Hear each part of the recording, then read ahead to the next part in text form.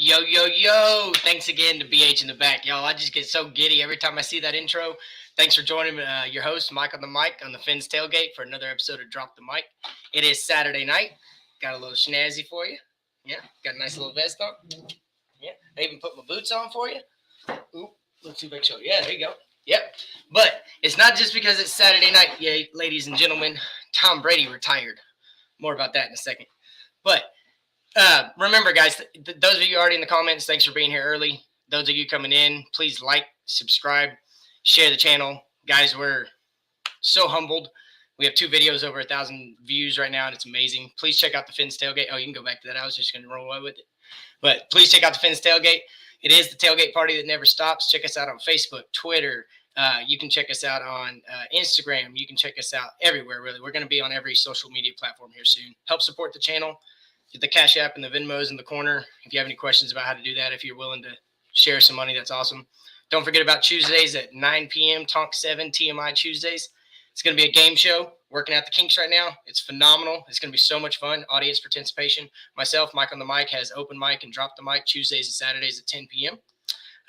As always, thanks for joining us. Cash and Tickets, most educational betting show you'll ever find. To catch Brandon the Bookie, Big Kev, and Wizard of Oz Thursdays at 10 p.m. Phenomenal show. Guys, thank y'all so much for tuning in, for real. And never, ever miss an episode of the Fins Tailgate. What up, Big Drip, Cowboy, Boogie Boogie? Yeah, I'm going to do some dancing tonight. It's Tom Brady retired, guys. You know, it's not official. He's playing the game like he always does. But the 2 people that reported it, Jeff Darlington and Adam Schefter, you trust what they say. They don't really make assumptions. They don't really put out news. And every now and then they are wrong, and I get that. But pretty sure Brady's done. And that being said, again, Fanatical says Tom didn't retire. And I could be wrong, but I know the flip-flop is going to happen. It's 22 years in the league. He got hit a lot. Got hit a lot this year. Saw how hard it is to win without weapons because of injury. If he doesn't call it quit, then he's proven everybody right. He wanted to play till 45. But guys, Tom Brady. Okay, so if he hasn't retired, I'm still partying because it came out and it means it's close. Maybe it's not this year, maybe it's next year. I'm still gonna party. He was a 7-time Super Bowl champion, 5-time Super Bowl MVP, 3-time NFL MVP. I hate reading this, guys. I hate reading this, but I'm gonna tell you why in a second. 15-time Pro Bowler, 6-time All Pro, NFL's all-time passing touchdown leader with 624, NFL's all-time passing yard leader with 85,520, and then he has the most career wins at 243. I have a love-hate relationship with Tom Brady. I hate that after 20 years in New England, I talk so much crap about him, guys. So much crap about him. I thought it was Bill. I thought it was Bill's system. Gave it all to Bill. Ben says he hasn't retired yet. I'll send you a video of it, but he went to the GM and said he wasn't sure if he was going to play or retire.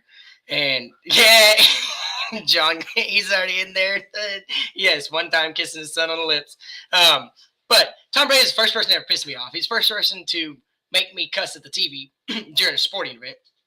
I remember his first Super Bowl. I was on my way to back home or on the way to Germany, can't remember. And I remember hearing it on the airplane that he won, and I just looked at my mom and I go, I'll go back to sleep. And I went back to sleep because that's when hell for the Miami Dolphins in the AFC and Buffalo and New York Jets, it started. And Tom Brady, the tuck rule, all the way up to the catch against the Giants where he, 2 lucky catches or whatever you want to say, skill, probability.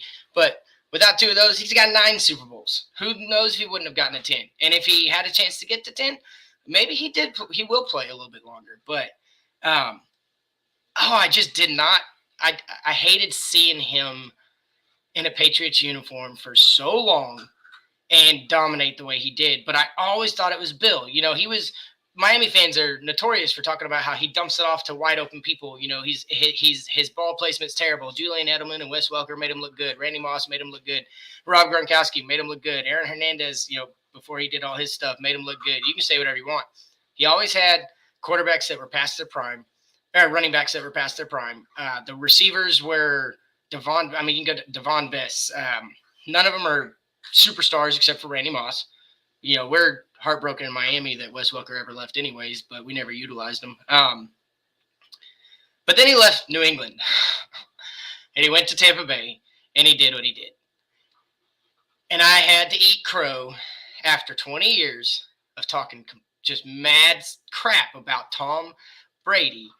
I had to eat crow. I called my best friend, and I told him, I said, Travis, you said I'd be doing this one day, and I'm letting you know that I'm here to do it. What's up, EM? But Tom Brady's the GOAT. He's the greatest of all time. Whether you measure it by stats, whether you measure it by wins, whether you measure it by championships, he's the greatest of all time.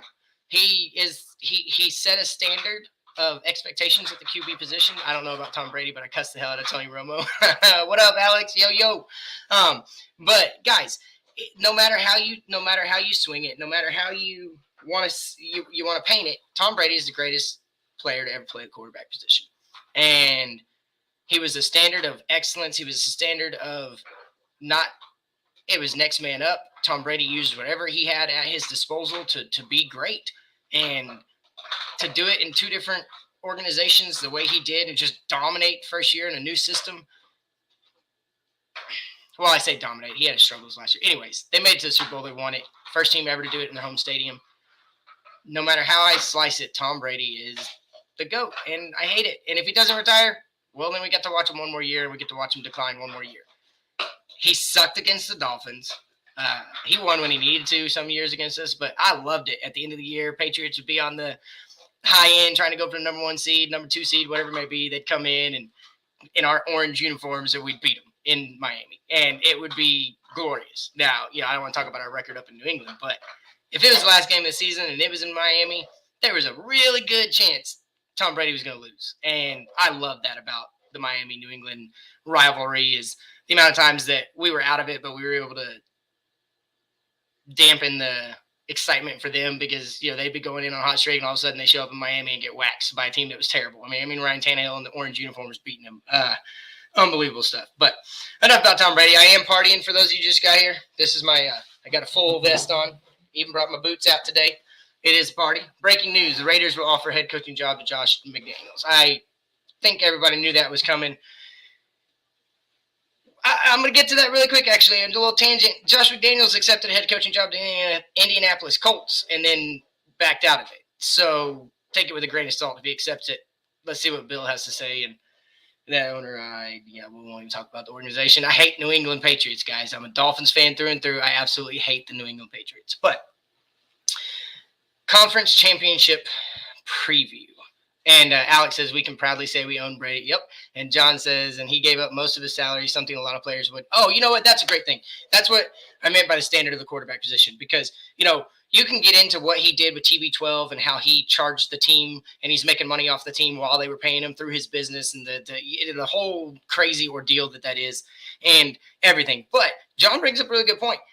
There's a few athletes that come to mind that have done this. Tom Brady, Dirk Nowitzki, and Tim Duncan. Dwayne Wade, I think he did it too. But they take less money to bring better, more consistent players to the team. And sorry guys. And to a naked eye, you think, oh yeah, whatever. But hey, what up, Esta? Yes, sir. But thank you, Sean. But he took less money over and over and over again to make the team better. I really wish more athletes, star athletes of a team, would do that and show that it's not all about the money. Patrick Mahomes has got $500 million. If he doesn't restructure that later in his career, they're handicapped. But maybe he takes a Tom Brady approach to it. Maybe Tom Brady did set an example for the people that aren't about the money and that aren't prideful and that aren't all that. But I don't have a felt hat. I'm going to have to get one of those. Anybody in the panel wants to send me a felt hat, we'll work that out. But off of Tom Brady. Cap says, Mike looked like he just finished wrestling a gator or what? Hell yeah, I'm celebrating. Tom Brady might be retiring. But thanks for showing up, Cap. Remember, guys, like, subscribe, and share. But I'm going to go ahead and move off of Tom Brady and get to the conference championship preview. I think this Kansas City-Cincinnati game is going to be an absolute – it's hard to say it'll top the Kansas City-Buffalo game, but guys, I live up here in enemy territory. Working with Pats fans is absolute torture. Dude, you find some good ones, and then the rest of them are shit. And they're the best, like Yankee fans. They don't care about anybody else. They're the best, and they're not going to let anybody tell them they're not. But this Kansas City-Cincinnati game, guys, Patrick Mahomes is an iconic player. He will definitely do what it takes to bring his team to the playoffs. To any playoffs. Sean Adams says that, and I'm hoping so. But he did put him on the hook for $500 million. So, I mean, do you really have to get $45 million a year or $50 million a year? Ben says he's gonna get me a 7 times Beverly like I have. Bleezy, what up? Appreciate you, bro. But this Kansas City Cincinnati, y'all keep tangents, man. I love it. But I'm gonna do a new segment, guys. I may start it tonight before we get off the air. I'm gonna do a rapid fire when we have the most people on air or watch it at the same time. I'm gonna do a rapid fire, and y'all are gonna have to try and slow me up in this comment box and try and get them to go too fast because when Turbo comes out, I can get on a mad roll, and I think I can keep up. But the more viewers, obviously, the less I'll have the chance I'll have. But I want to try it. I think it'll be a fun segment. Kansas City, Cincinnati. Burrow, I think the front seven of Kansas City is going to give Cincinnati fits. But Kansas City secondary is trash. Burrow has a lot of weapons. The running game for Cincinnati is hit or miss. Mixon is either going to have a great game or he's going to have a par game. Dude, it's a tough one, but I think the front seven, I don't think Burrow can get sacked 9 times and beat Patrick Mahomes. So I think it comes down to the front seven, and I do think Kansas City's going to win this game. I do think it's going to be a hell of a game to watch. And like I said, I don't know if you can top Kansas City Buffalo, but this is going to be fun. And this is a young QB and Patrick Mahomes who's a star, and then possibly an up-and-coming young second-year QB that's going to be a star too. So we could see a coming-out party for Joe Burrow. We could see a Patrick Mahomes say, not so fast, young man, I'm still the guy. It is what I don't know, but I think I take Kansas City in this game. As far as Rams and 49ers, as many times as I've bet against a Cinderella team in a conference championship weekend, I've been proven wrong a lot. John says, when I first heard you speak, I legit closed out and restarted the app. Thought it malfunctioned. I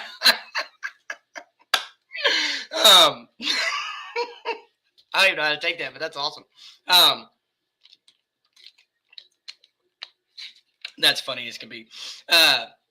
Rams and 49ers. I don't think the 49ers have what it takes. I don't think the Rams, Matthew Stafford is on a mission. Finally got out of Detroit. Finally got to a team with defense. Finally got to a team that committed to the run. Finally got a team that has weapons enough to I mean, he's had weapons before. I'm not going to say that, but I got a story about Matthew Stafford real quick before I give you. Ben says, I fully believe that Joe Burrow could be the next Peyton Manning. We'll see about that. He does call all the plays at the line that's been reported. Super smart dude. Definitely makes audibles. I loved watching Peyton Manning and Zach Thomas go toe-to-toe. That's funny, Esther. Appreciate that. So Matthew Stafford, I got to go to dinner one time. I made a bet with Tim McMahon. He's a reporter for ESPN now. Mainly does basketball, but he's an NFL guy too. And I made a bet with him on the Texas Rangers of their over-under on the wins, and I won. So he came to pay up one day, and instead of the $20, I handed it back to him, and I said, how about dinner? And just let me pick your brain for a little bit. And he said, sure, man, let's go around to a Mexican restaurant. Let's get some beers. I'll give you some stories. I said, sweet, let's go. So I even got my shift covered. I was the only one in the bar, but my wife, who was working with me at the time, she happened to show up, so she took over the shift, and I went to that's awesome. And so I went to the Mexican restaurant with Tim McMahon, and he told me a story about this kid that he never said his name in the beginning, but he told me this kid he got to watch at a high school game against Graham Harrell. This was Graham Harrell's senior year before he was going to go to Texas Tech and become one of the all-time greatest passers in college history, regardless of what you think. That boy could sling it. And Texas Tech, Mike Leach, all that, but he could sling it. And in high school, he was a stud. They were the odds-on favorite to win the state championship that year.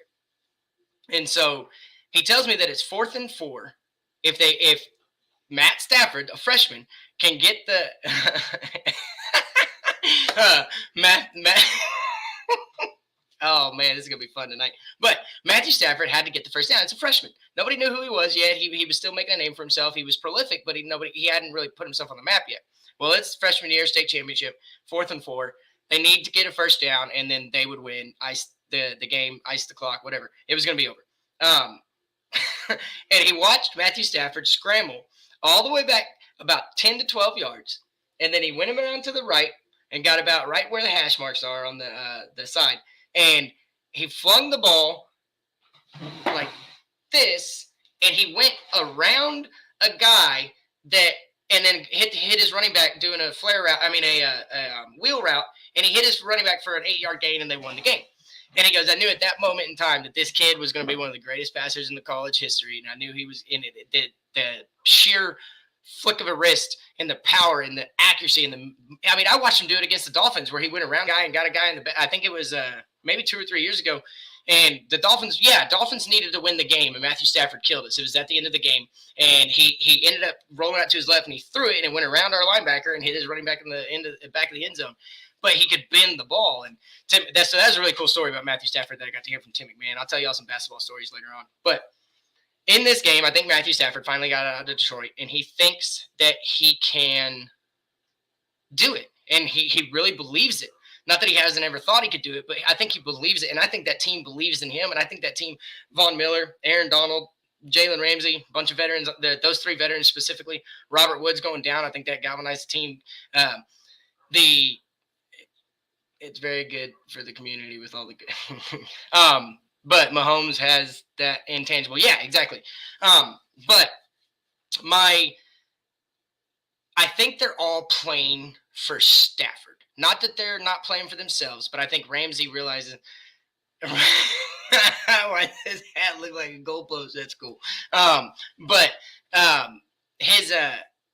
think they're playing for Matt. I think McVay's got everybody. He knows how to coach. He's a phenomenal young coach. And that team plays well all the time. They're very, very disciplined. They get out of their game a couple times. You can get Aaron Donald out of his game by getting in his face too many times. say whatever we want about the Rams. Matthew Stafford is on a mission, and I think this is where San Francisco's Cinderella run ends. I think it'll be close, like a 23-17, maybe a 20-17 win, but I think the Rams are going to take it. And then I'll give you my Super Bowl preview after this weekend. So I've got the Chiefs and I've got the Rams winning in conference championship weekend. I think both games are going to be close. I think we're going to have a shootout. Then I think we're going to have about a 40-point total game. Fins up, baby. What up, Chalk Van Straw? Dolphin Spurs world. Hey, my wife's a Spurs fan. Maybe we'll get y'all on talking together. So I want to move on. And now this is when the show gets pretty fun. There's been a narrative for the last 2 days, maybe a little bit more. No, I guess it's been about 2 days now, that Brian Daboll chose Daniel Jones over Tua. And that's why he went to New York. I've seen a report, supposedly he's been quoted saying, I think it was from PFF, he's been quoted saying that Jones made the decision easy for me. Okay, I will say this on that argument. Highest speed for a quarterback this year was Daniel Jones, not Josh Allen or Lamar Jackson. Everybody knows what play it was when he took it 50 or 60 yards straight to the house. If that is true, that he sees a higher ceiling with Daboll than he does Tua, if Daboll sees a higher ceiling with Jones instead of Tua, I still don't think that's why he chose the Giants. Now, let me tell you why. First of all, it's never been confirmed whether we offered the job or not. Yeah, I agree with you, Joe. He is a light version of Allen. But, yeah, I like Tua. I like Tua better, but they gave me more power and more money. Yeah, and that's exactly right. So, but what I'm getting at is I don't – that's part of my thing. That's the politicking. I got to say what I got to say. I believe that the familiarity with the GM shown, the whole Brian Flores situation and how it ended, seeing how Tua's had his ups and downs, getting to experience what he got to experience coaching a guy like Josh Allen, being able to bring his offensive coordinator promotion from QB coach Ken Dorsey, wanted to promote him to OC, and Ken Dorsey has 2 offers on the table, one to be an OC in Buffalo and one to be an OC in New York with Daboll. But also, if you look at the AFC right now, if Tom Brady does retire and hypothetically Aaron Rodgers goes to the AFC, to Denver, wherever, the NFC is ripe for the picking. I would go choose to coach in the NFC East over the AFC East and have to deal with the Patriots who are back to their Patriot ways and Josh Allen for the next 7 years. I'm not going to pick Miami, especially if I got an offer from the Giants and Miami says, hey, can you come in for a second interview? I'm taking the offer. And here's the other factor into it. His family has lived in Buffalo for how long? They don't have to move very far when he's coaching in the New York Giants. So I really hope the narrative, if he picked Daniel Jones over Tua, is just that's not what it's about. And the Tua haters want to make it about that. And I get that. There's a good angle right there. But I don't think that was it. I think that was part of it. I think the bigger job is – what up, Kevin? I think the bigger job – Big Kev's in the house. But I think the bigger job – or the bigger point of his decision, for me, I'm a family guy. I got 3 daughters, and I got a wonderful wife. And if I only had to move my family a couple 100 miles or not even that far to take a job that was something that I was really looking forward to and maybe I deserve, I'm going to ask my family, hey, do you want to go move to Miami or do you want to stay up here in New England area, Buffalo, New York? I think that was the bigger factor. Yes, again, possibly Jones over Tua is part of it. But I just don't think that was a big part of it. I think that was a minor part of it because I don't want to sit here and say that Daboll didn't think he could be successful with Tua. But maybe he didn't see that he could be successful with Tua. Maybe he had his questions. Maybe he had his doubt. Maybe that report of being unsure of Tua's ceiling in the NFL, maybe it was right. Maybe it was true. Maybe. But it's a maybe. It's an assumption.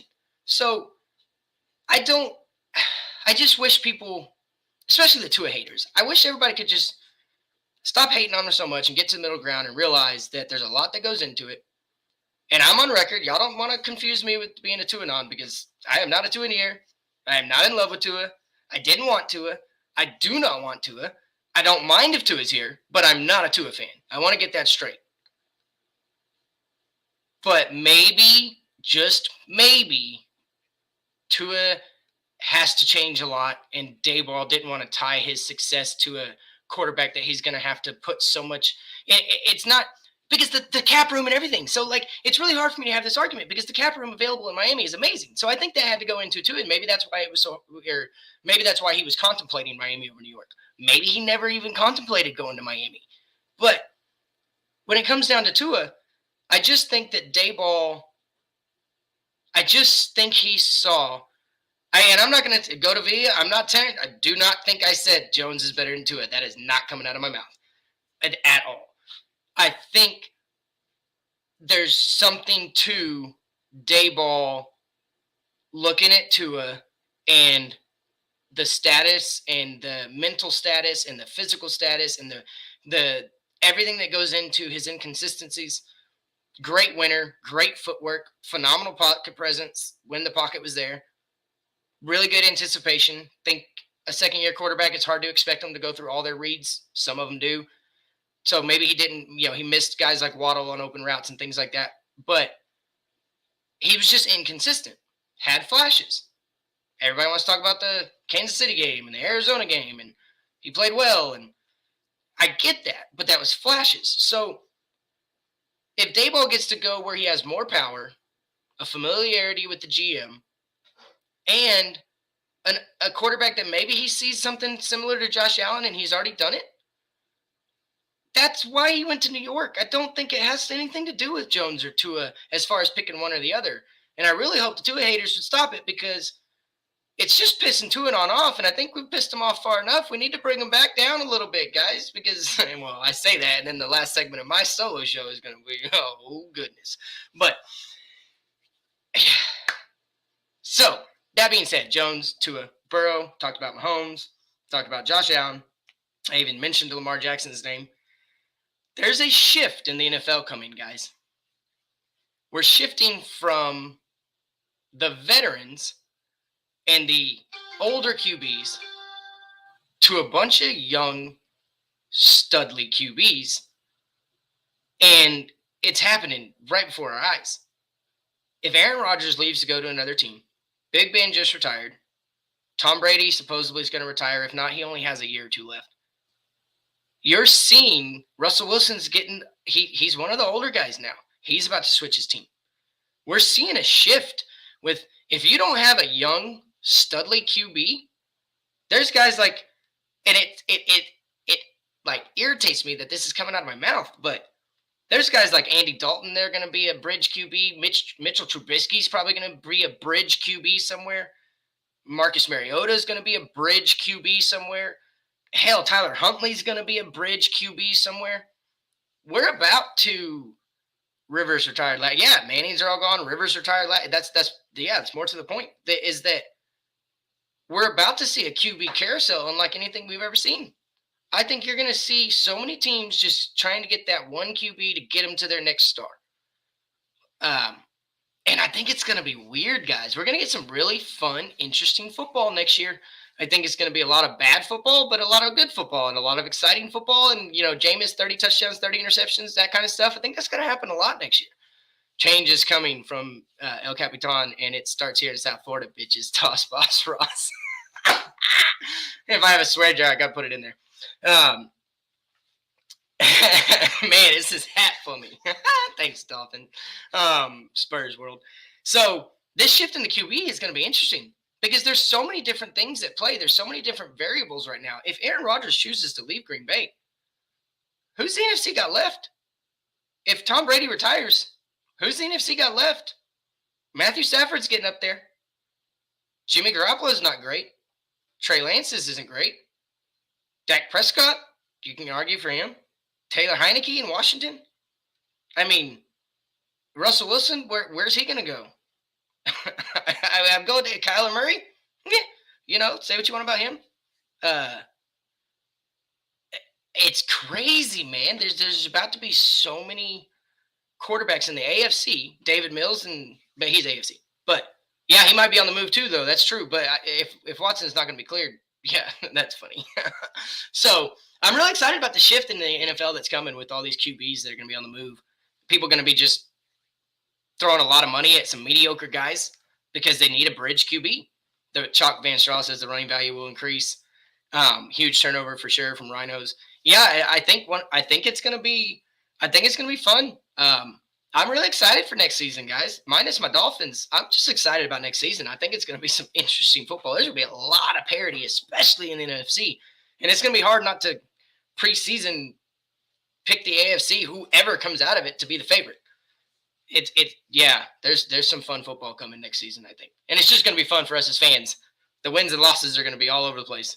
And we thought tanking was bad. Now wait, if Jordan Love's not the guy in Green Bay, oh my goodness, if Trey Lance never pans out, there's gonna be so much tanking going on, and that's bad football. Great QBs and great coaching hires. Really excited. Yeah, I hope so. That brings me to my next point: coaching hires. Thanks for the transition, Austin. Appreciate it. So I want to make a case for Mike McDaniel as the head coach. Before I make a case for him, I don't want Mike McDaniel. If we get him, I think we might be okay. But I still think it's the Dolphins, and it's not going to work for us. But I am going to make a case for McDaniel. McDaniel's been in the league 15 years. 6 different teams, I believe. He's made a lot of relationships. By all accounts, he's a very likable dude. You have guys like George Kittle putting a clause that where Mike McDaniel is where I'm going. He's a very likable guy. He has built a lot of relationships. The Mike Shanahan tree is alive and well. If he is the head coach that is chosen or takes the job, I think I have a little bit of faith that he'll be able to put together a good staff. Y'all can throw out whatever names you want. I don't care until we get a head coach, but I think I have a little bit of faith that he can put together a good staff, guys. And I think it's from the relationships built along the way. And let me tell you why. I'm a relationships guy. Kittle to Miami. Oh my gosh, that would be amazing. What up, Q? Appreciate you. Smash that like button, show some love. Yeah, hey, that like, subscribe, share, guys. I'll say it about 20 times tonight. Q is always on point. Love it. McDaniel looks like, to me, is another guy ripe for the guidance of Miami and Boss Ross. Sorry, that's what this organization has showed me that they do. Tee up the next fall guy. So I am thinking, because I'm a relationship guy and I've made my way through life building connections with everybody around me. And at any given point in time, those people may come back around where I'm like, hey, I have an opportunity for you. And if they liked me, then they don't ever question it. Because I'm not better than anybody else, but I'm a likable guy. Always have been. But you either like me or you hate me. And I don't care which one, as long as you don't kill me. It works. And don't mess with my family, because then we have a problem. But if he has been around that long, and he's never been a QB coach, but by all accounts, his run schemes, his blocking scheme, dude, sending Trent Williams, I think, on motion. Have you seen how big Trent Williams is? Putting him on motion, that was a damn semi taking on a bicycle.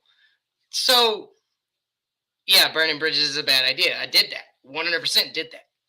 And became homeless 3 different times because I burnt my bridges. Past life, though. Past life. So, I think I have faith he could build a staff, and that's our biggest issue. My second issue with McDaniel, Gio, he lucky I like you. So, but the staff thing will be done. Dealing with the politics of being a head coach and the circus that is Miami. Is it going to be sold? Is it not going to be sold? Is Ross going to stay? Is Ross out? Is Greer going to be gone? Is Greer the fall guy? Is this all set up for some miracle plan? Who knows? But it's Miami Dolphins. And when have they ever done anything other than be a circus? I love them. I go to the circus every year. I am one of the clowns that cheers for them every year. And I'll never stop. But they are a circus. And will he be able to deal with that? So this is another thing that relates back to me because he's a young guy. I'm 37. We're some of the areas in life we've probably had the same kind of deal when it comes to relationships. And dude, I don't want to say it, he's kind of a nerd type. And because of the amount I talk and how much I dig into sports and how much sports come out of my mouth, I've been seen as a nerd. I was picked on as a kid and held back in school because I was a nerd. So, but I learned a valuable lesson in life. And maybe he's learned this. Give the benefit of the doubt. There's always somebody you don't like that you got to work with. And if they're in a leadership position over you, it don't matter if you like them or not. And it don't matter if they don't like you. You got to listen to them. You can go home and vent and yell and scream and get in a closet, walk into a walk-in and scream your lights out and lose your voice because you're just screaming so much. But you got to work for them. They're your boss. Most of the time when there's that one person that just you do not get along with, it's going to be a boss. And it doesn't matter if you don't like them. And it doesn't matter if they don't like you. You do the job given to you. You do it to the best of your ability. And you go about your business. And if he knows that lesson, if he's learned that lesson, maybe he can deal with the politics of the position. He's a hilarious dude in press conferences. Go watch him. He's a funny dude. Sounds cool. Definitely young, but he's smart as hell. He's innovative. I still don't want him, but Mike McDaniel might not be that bad of a choice. I think I'm coming around to that if that's been their plan all along, I'm not going to pat him on the back, but I'll shake him hands and say agree to disagree, but I'm glad you had a plan. Because without a plan, if it wasn't emotional, schematics be schematics. The firing of Flores without a plan was stupid. And that's what Miami does. So maybe they did do it without a plan. I hope not. I really hope that they didn't fire Flores without a plan. And that gets me to my next topic. El Capitan's been banging the drum about this. And I just hadn't come around to it. But now that there's a report out there that Harbaugh is supposedly interviewing with Minnesota, my brain wants to sit here and tell me that there's no possible way Stephen Ross is going to let Harbaugh come back to the NFL and miss out on him again. And if this has been the play all along, and this is where it starts getting interesting, if Harbaugh's the guy, man, his record's astounding. I think he's like 43-15 or something like that. He's dealt with college kids all the way up to the pros. He made a winner out of Colin Kaepernick. Yeah, he had won the Super Bowl, but man, he's a huge upgrade to something everybody we've had since Jimmy Saban, maybe, as far as where he's seen as a good coach or not. Yeah, right. That's what I'm starting to think, man, is that like there's a real possibility now that Stephen Ross fooled me once, fooled me twice, fool me once, shame on you, fool me twice, shame on me. If Harbaugh is taking interviews, dude, I have no doubt in my mind Stephen Ross has talked to him. I heard Chicago a few times. I heard he was linked. I thought he was going to Vegas, but that looks like they're giving it to Josh McDaniels. I can't sit here and tell you that if Harbaugh is coming back to the NFL that I don't think it's going to be in Miami. But I didn't see it coming, and that's what the Dolphins do. And that's why, a name that goes dark is usually who the Dolphins are talking to. I refuse to believe they were going to actually give the job to Vance Joseph. I refuse to believe they were actually going to give the job to Brian Daboll. I refuse to believe their first priority was Mike McDaniel. Stephen Ross, Jim Harbaugh probably talk consistently. If Michigan's playing games and he still won't sign his deal, and Ross knows he's coming back to the NFL, why the hell you got to interview him? Maybe they have interviewed him. Maybe it's been a phone call. I don't know. But Ennis, I think I'm giving Miami too much credit right now, 100%. I don't think they can pull this off. But I'm saying that if this is their route, if this is what they're doing, man, kudos, bro. That I will pat them on the back. I'll give them a big old pat on the back. I'll spend some money and come to a damn game. They go, and this was their plan all along. I'm like you in this. I don't think it's just not what Miami does. But if it is happening, kudos. Stephen Ross, Chris Grier, take back a lot of what I've said against you. Still don't think you should have fired Flores. Still think you're a little weak in the back. No backbone, really. I think Grier's a yes man because he's all about his job. Smartest man in the room is going to make sure the owner's happy. Guys, if Harbaugh comes to Miami, foresee a lot of changes. Foresee Grier, the writing on the wall then will be that he's going to be promoted to vice president of football operations, like I think Kohler said, or Chris has said. But, yeah, foresee a lot of changes. Do I have faith that it's going to happen? Probably about 10, 15% before today. I think I'm sitting at about 30% right now because, yeah, bye-bye Grier. I think he'd just be promoted so he's not involved with the day-to-day operations and things like that. But in the decision-making, he'll probably go to Harbaugh. You don't have to really go to a Senior Bowl. He's played against a lot of them. He's recruited a lot of the kids that have been coming into the NFL lately. So it would be a brilliant, brilliant move. But again, Ennis, you're right. I don't think that's just not Miami. Miami doesn't do that. So, but guys, if it happens, can you imagine, if Harbaugh is been the plan all along? They were slow playing it because they're waiting for the politics of him getting out of Michigan, figuring out how much money they're going to owe, all that kind of stuff. I refuse to sit here and tell you that if Harbaugh is coming back to the NFL, that Ross is going to let him go somewhere else. I don't think it's happening. If this is all a smokescreen and this interview with Minnesota is just, maybe he's doing a favor for a friend, I don't know. But if he wants to come back to the NFL, I don't know. We're going to see what happens. Gosh, I would be so excited. So now that I got everybody misdirection, Kohler, there you go. So, guys, I'm glad I've seen some of y'all in here. I'm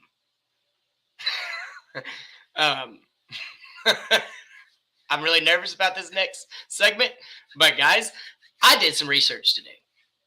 I've got a big circle of friends. They span – I was in the military. They span all over the world. I've got friends overseas. I've got friends in the States. And I've got friends spread all over the United States. I reached out to quite a few of them. And I was curious about something. I wanted their honest opinion. Let me go back some. I reached out to my friends that know football, that watch football like I do, that have had plenty of intelligent conversations about football with me. I didn't reach out to the fan that just, he just chooses his favorite team and rolls with it. I reached out to the guys that watch football, that have paid attention to the Dolphins because they are friends with me, so they like to keep up with my team. I've had a couple of them that have wanted to jump off ship of their team and be a Miami Dolphins fan because of how I've enlightened them to Miami's not that bad. We're still bad, but we're not that bad. So I reached out to them and I asked them your honest opinion of Tua Tagovailoa. And I had no idea what I was going to get back. No idea. Before I read you the responses, I want to remind you to like, subscribe. Color Commentary is going to join me in a minute. Like, subscribe to the channel, share it, guys. I don't know how many of you are in the chat, but hopefully we have the same amount of likes. Thank you for all the first-timers. Appreciate you coming in. Again, it is Saturday night. There's a chance Tom Brady retires, so I brought out the snazzy vest, and I even brought out my boots. Yeah, so got Ariat boots. You know anything about boots? They're Primo. They're so damn comfortable. But, hey, free advertising. Please check out the Fins Tailgate. Go ahead, Kat. Put it on Tonk 7 on TMI Tuesdays at 9 p.m. Tonk's going to be a game show. We're going to have audience participation. It's going to be great. Tuesdays and Saturdays, you can check out me, Mike on the Mic, on Open Mic and Drop the Mic. Open Mic is an open forum. We bring people on for some really fun conversations. It's a good one. Drop the Mic is tonight, obviously. Cash and tickets with Brandon the Bookie, Big Kev, and Wizard of Oz. the most educational betting show you'll ever find, and they are always on a heater. Wizard of Oz is, I mean, I've met a lot of gamblers in my life. I've met a lot of successful ones and terrible ones. Wizard of Oz he's money. If you want to support the show, Cash App, The Fins Tailgate, Venmo, The Fins Tailgate. We're getting so close to be able to monetize, guys. Y'all have put so much support. 2 of our videos lately have gone over 1,000 views. Y'all are amazing. We absolutely do this for you guys. We love y'all. We love everything. We love being able to give y'all a spot to share your voice. I'm going to do my best to keep the tempers down sometimes, but the more conversation, the more it's therapy, guys. Conversation's therapy. So we definitely love that y'all come to the Fins Tailgate, the best show right now that I've ever been a part of. I absolutely love El Capitan. He's a brother that I didn't know I had, and guys, he's put in so much work, and we're trying to just be here for him, and y'all have been here for us, and this is a big thank you, guys. Like, we're getting to some major milestones, and it is all because of y'all. So we really, really appreciate y'all coming in and listening to my ass speak for hours on hours, and El Capitan, and deal with my goofiness, whatever you want to call it. Annoying voice, color commentary. We never found him.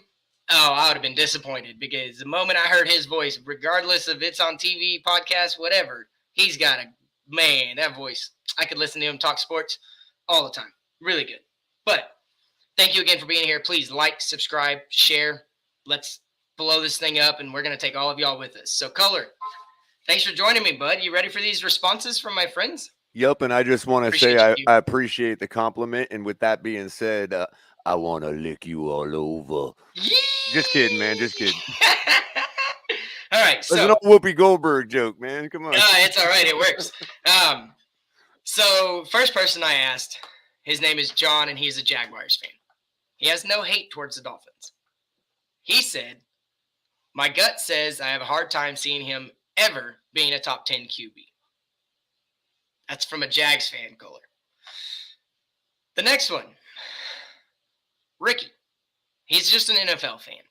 Never chose a team because he likes players. He says, started off great. Became a flop. Reminds me of RG3's career. Next person, Steven. Now, Steven's a Dallas Cowboy fan. Steven has his own radio show called Ooh, They Funny. It's on Spotify. He's the one that got me my first shot to be on radio or whatever. We used to do internet radio shows all the time back in 2010. Love him to death. Hey, so what do you think about Tua? He says, short and simple. Says a lot. Zanny. Zanny's a football nerd. And I knew I wasn't going to get, it reminds me of Cleo Limit. I knew I wasn't going to get a short response from Zanny. He's going to give me meat on the bone. So my bad, passed out earlier on the couch. I think Tua's probably best viewed like a QB in the 18 to 24 range. Should be valued equally to Daniel Jones right now, in my eyes. He said, I think it's a pretty fair assessment. Both are in the same spot right now. In my eyes, in prove-it years. Could even argue Jones over Tua. Right now, value-wise, with the Daboll signing. But I think Tua's looked better than Jones. But Jones has the higher ceiling. He's a New England Patriots fan, but he's a smart football guy. Joey, a Giants fan, just got Daboll. Curious, what do you think about Tua Tagovailoa? I think he's another QB out of college that doesn't transition great to the NFL. But with no injuries, would have been mobile enough to stay a starter for about 3 to 5 years as a mid-range QB in the NFL before being a full-time backup. With his injuries, he's already a starting backup. He said, that's just honesty. Dave, another football nerd. And he does say, for the record, I had Waddle as number 1 rookie wide receiver in the draft.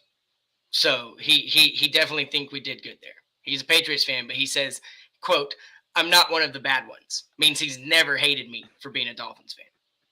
He said, laugh out loud, oh boy. To me, there are guys I have hunches on. Guys I avoid. He's one of them. I like what I saw with Waddle there in Miami, But just between the injury and the thought that he is running out of chances in Miami, outside of that, it's just a personal hunch. Okay. Another Patriots fan, Dave. Ask Nick, another Cowboys fan. I said, honest opinion, what do you think of Tua? This is a good one, guys. If he gets in a line, he'll be good. Perfect. So, not too bad. Kind of short and sweet. Tony, he's a Raiders fan. And he doesn't give short answers either. Another really smart football guy. Has to be surrounded by a lot of talent. Arm strength is bad. Can't make all the throws, which will limit your offense. Talking about Miami. Good kid, just doesn't have all the tools. He says, by the way, I do think his growth potential was stunted by Flores not buying into him, but nobody can help him with his arm. That's a Raiders fan. Turk, another Cowboys fan. I never remember being wowed by the guy. Cool. Austin, Cowboys fan. Huge fantasy guy. Honest opinion, what do you think of Tua? I definitely see potential. 1 to 7, 8 to 7, kind of says it all. Especially coming up with that equally young and talented wide receiver core. It'll be worth the watch. That's a good one. Cowboys fan. Kyle, NFL guy. He says, below average for a starting QB, decent enough tools, worthy of being a starter, but below average. Also, Nick Foles won a Super Bowl, so a good team can succeed with a below average QB. Travis, he was an Alabama guy. He loved Alabama. Okay? He loved Tua. He's a Cowboys fan, but he was a Tua fan. My opinion of Tua in a nutshell. Great athlete that knows how to win. Above average arm talent and accuracy, but head gets in the way trying to do it all by himself. Has to learn the game more to be successful. NFL is won by teams, not players. College, a single player can take over a game. NFL, unless you're Deebo Samuel or an elite QB, you just can't. He could be a Russell Wilson who could win championships if he gets out of his head and learns the game. This can all be done under the right coaching staff.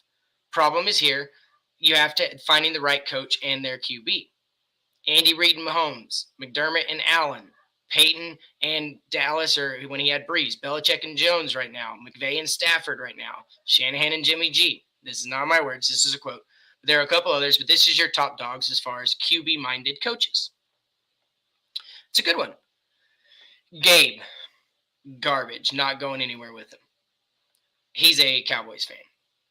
And then I got a Detroit fan, and he wanted me to preface this. His name is Derek, and he said, I don't have any room to talk because I'm a Detroit Lions fan. He said, talented but raw for the NFL.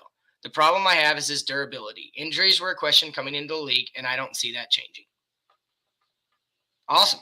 Sean, Patriots fan, first roommate I ever had in the military. I don't watch him a lot, but he has flashes of being really good. Hard to judge when you have a bottom-tier O-line. I'd like to see him in a new system for 17 full games, to be honest. I definitely don't think he's bad. I don't think he'll ever be a top 5 guy, but he could be pretty good from the small amount I've seen. What I like about his situation is he will be what I don't like about his situation is he will be head-to-head with talented young QBs in the AFC East 6 times a year if he stays in Miami for the next handful of seasons at least. Okay. So, caller, I don't know how many responses that was, but I made it through them all.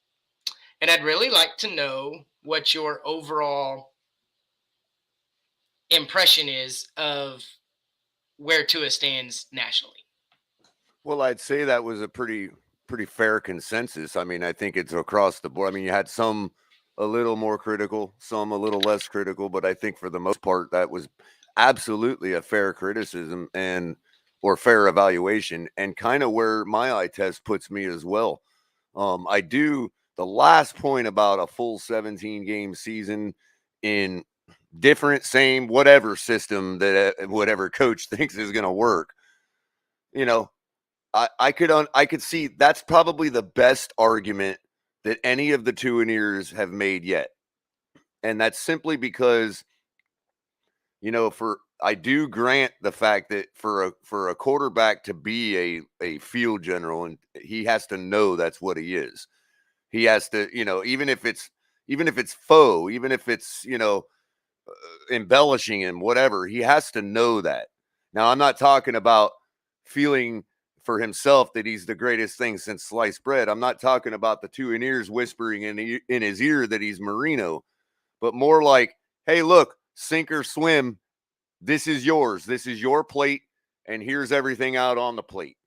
Now, in fairness to the Tua supporters, we have no evidence other than our eye test to say whether he can grab that bull by the horns or not. So, in fairness to Tua and ears, I mean, if this is the way it goes and it's not my choice, I've said it from the beginning, I will figuratively don a number 1 jersey and go with it. But I also have to be able to honestly speak my mind to people without being called a hater, that this is where a person needs to improve. And these are the things that I personally don't believe can be improved by anybody, not just by Tua. You know what I mean? So, at that point, that's where we are. My eye test still tells me, though, that I'm not just going to wait for an elite quarterback to come around and fall in our lap. We should be actively pursuing something better than we have.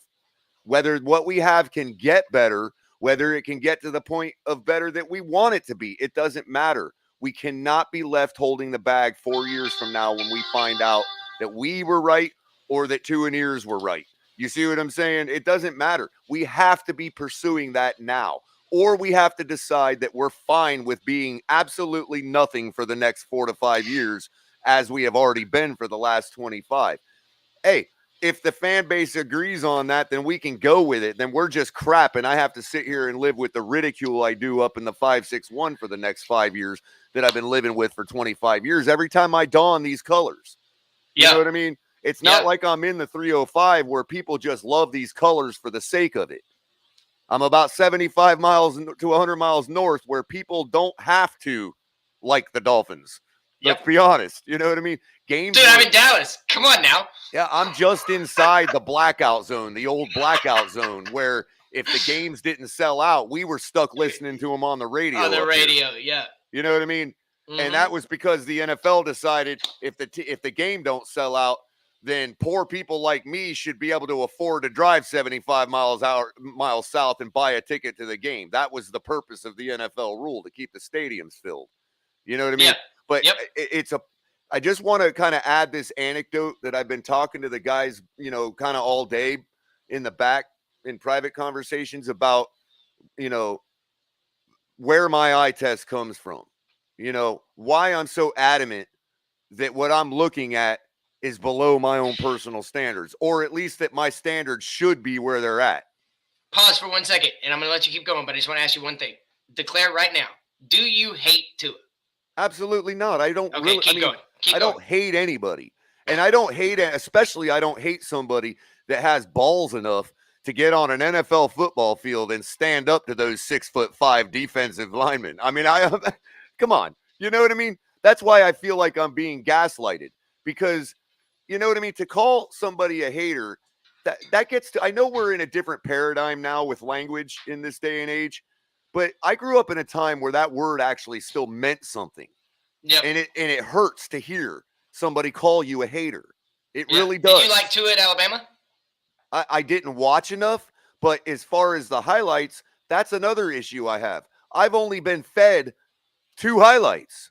Yeah. And both of those highlights I can break down at the film level and say, what are they really? You had a receiver that was 20 yards away from the nearest defender, sitting there waiting. He could have called a fair catch for the ball. You know what I mean? Now, I'm not saying that I'm not saying that that's, I'm not trying to nitpick a great play. I'm just saying that let's look at what we're actually looking at here. So your football mind, I've never doubted it. I'm going to ask you a favor. Over the next couple of days, maybe by next Saturday, for the next episode of Drop the Mic. Sweet. Did we get shots? No. Oh, okay. I was hoping I got some shots for my party and that Tom Brady's retiring. But and Dolphin Spurs, if you're still here, this is every time. Promise. So I want you to go back and go dig up on YouTube and find a couple of his games from his junior year before the ankle injury. And I want you to break it down and look at his mechanics. And I would love to hear your opinion on what you saw him do then and what he's doing now, and maybe be able to break it down and explain it a little bit better. Because I think you're able to do that on a level that some fans just don't see the game of football that way. Not that you know more football than them, but they just don't see it that way. Yeah, and It's I'm not not an slowed expert. down. I didn't play at the Yep. college level. I didn't coach at the college level. I just been watching for 40 something years and played the game at the high school level and love the game so much that I've done everything I could to understand what I'm looking at over 40 years. You know what I mean? Dude, that comment, dude, Color Fanatical says Tom Brady isn't retiring until Gronk gets his USAA membership.